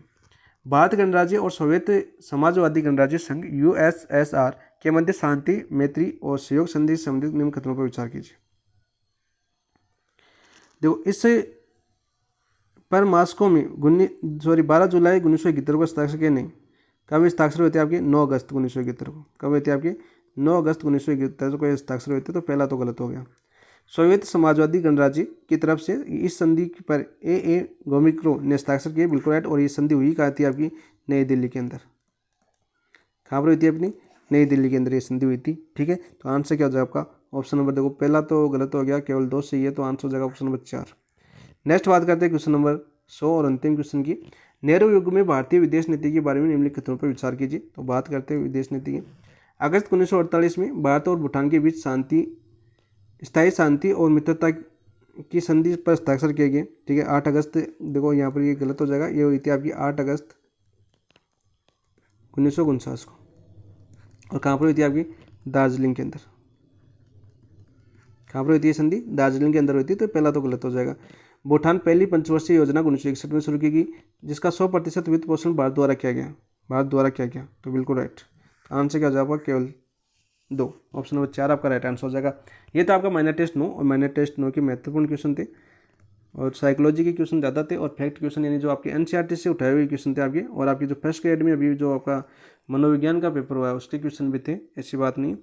तो यहाँ से क्वेश्चन आपके जो आपके लेवल बढ़ रहा है, मतलब जैसा आपका साइकोलॉजी का पेपर है, एनालिसिस करते हो, आरपीसी का लेवल बढ़ रहा है, तो आपके क्वेश्चन कैसे भी आ सकते हैं, ऐसी कोई जरूरी नहीं है। तो आपको जो प्रीवियस ईयर के पेपर हैं तो वो थोड़ा ध्यान से पढ़ना है, ठीक है। अदर जो एग्जाम, ऐसा नहीं है कि हमारे सेकंड ग्रेड के पेपर आ रहे हैं तो हम सिर्फ सेकंड ग्रेड के पेपर पढ़ें, ऐसा जरूरी नहीं है। जिस टॉपिक है आपको पेपर, आपके टॉपिक है वो टॉपिक, यदि वो फर्स्ट ग्रेड के मनोविज्ञान का पेपर हो तो वहाँ पर पेपर आ रहा है यदि मनोविज्ञान का, तो वहाँ का उस पेपर को, उस टॉपिक से संबंधित क्वेश्चन आपको देखने चाहिए, ठीक है। जैसे आपका मैथ वालों की बात करें तो मैथ वाले बोलते हैं कि प्रीवियस ईयर, देखो आपका यदि यूपी पीजीटी का आप बात करें, यूपी पीजीटी के पेपर देखोगे आपकी 2022 और 2005 का, 2022 और 2005 का डिटो, ऑप्शन भी चेंज नहीं किए, ऑप्शन भी चेंज नहीं। तो अब प्रीवियस ईयर के क्वेश्चन यानी अब पता चलता है इसे कि जो आपका मैथ का पेपर बनाने वाला था वो यूपी की तरफ का था। कहाँ का था आपका? यूपी की तरफ का पेपर बनाने वाला था मैथ का। तो ऐसे पता चलता है कि कहाँ से क्वेश्चन पूछ रहा है, कैसा क्वेश्चन पूछ रहा है। तो ऐसे पेपर, यदि आप पेपर देखते हो, अदर स्टेट के भी पेपर देखते हो, तो ऐसे पेपर देखने आपको जो सेकंड ग्रेड के पेपर है उनमें सिलेबस को है आपको DTPSP, यूपी जो TGT है आपकी, और आपका जी आपकी हरियाणा वाली और आपकी बिहार वाली। तो इन उत्तर भारत की बात कर रहा हूँ मैं। उत्तर भारत के जो जितने भी पेपर होते हैं उनके पेपर को आपको जरूर देखना है, क्वेश्चन कैसे भी आ सकता है। देखो यहाँ पर यदि जिस बच्चे को पता होता है कि हम यूपी वाले पेपर निकाल लेते हैं, तो यहाँ पर ऑप्शन भी चेंज नहीं है, ऑप्शन भी डिटो चेंज नहीं है, डिटो ऑप्शन भी इन पेपरों के सीधे सीधे क्वेश्चन आपको छपे गए हैं, ठीक है। अब इतना कौन सोचता है, अपन तो SR सैनी नवकार बुक वगैरह निकालते हैं, क्वेश्चन तो उनमें भी थे। क्वेश्चन तो जो आपका नवकार है, SR सैनी जो मैथ की बात कर रहा हूँ मैं, तो उनके क्वेश्चन भी पूरे थे, डिटो क्वेश्चन थे। हम क्यों सोचेंगे कि यूपी TGT वाले PGT वाले पेपर भी निकाल लें, ठीक है, क्योंकि वही नहीं पढ़ा जाता मैथ वालों से। तो यहाँ पर देखो क्वेश्चन यहाँ से पूरे यहाँ से पूछे गए थे, क्योंकि मैं एनालिसिस कर रहा था, आपका मैथ का पेपर देख रहा था, तो इसके में देखा है मैंने। तो आंसर क्या हो जाएगा आपका? ऑप्शन नंबर 4 आपका राइट आंसर हो जाएगा। थैंक यू दोस्तों, धन्यवाद। इसके साथ इस क्लास समाप्त करते हैं, और क्लास कैसी लगी जरूर बताना। और अभी तक जिन दोस्तों ने चैनल को सब्सक्राइब नहीं किया है तो चैनल को सब्सक्राइब कर लीजिएगा। आगे और भी अच्छे करेंगे, सेकंड ग्रेड के लिए बेहतरीन करेंगे। धीरे धीरे अपना प्लेटफॉर्म अच्छा बन रहा है, और यदि अच्छा बनता है तो हम मेहनत जरूर करेंगे, और मेहनत कर भी रहे हैं, ऐसी बात नहीं। आपको कंटेंट अच्छा दे रहे हैं, आपको अच्छी सी विश्लेषण करवाने की कोशिश कर रहे हैं। संसाधन कम है तो थोड़ी क्वालिटी कम हो सकती है, थोड़ी सी वॉइस वगैरह प्रॉब्लम हो सकती है, लेकिन आपको ये देखो आपकी क्रिएटिविटी कितनी है। अभी आपने सृजनात्मकता का टॉपिक पढ़ा है, क्रिएटिविटी देखनी है आपको। ये नहीं देखना कि प्रतिभाशाली कौन है, आपको ये देखना है कि क्रिएटिविटी कैसी है, हमारे लिए कितना उपयोगी है, हमारे लिए कंटेंट कितना काम आ सकता है, ये देखना इंपॉर्टेंट है, ठीक है दोस्त। कैसी लगी क्लास जरूर बताना, लाइक जरूर करना। जिन दोस्तों ने अपने चैनल को सब्सक्राइब नहीं किया, चैनल को सब्सक्राइब करना, और अपने सभी दोस्तों के साथ शेयर जरूर करना। और साथ में बार बार बताने की आवश्यकता नहीं है, हाईपी का ऑप्शन आ रहा है आजकल, तो हाईपी का ऑप्शन जरूर दीजिए, अपने दोस्त का मनोबल बढ़ाइए, क्योंकि वहाँ पर क्लिक कीजिए और पॉइंट दीजिए, ताकि अपना चैनल और ज़्यादा जल्दी ग्रो कर सके। थैंक यू दोस्तों, इसके साथ क्लास समाप्त करते हैं। थैंक यू, धन्यवाद।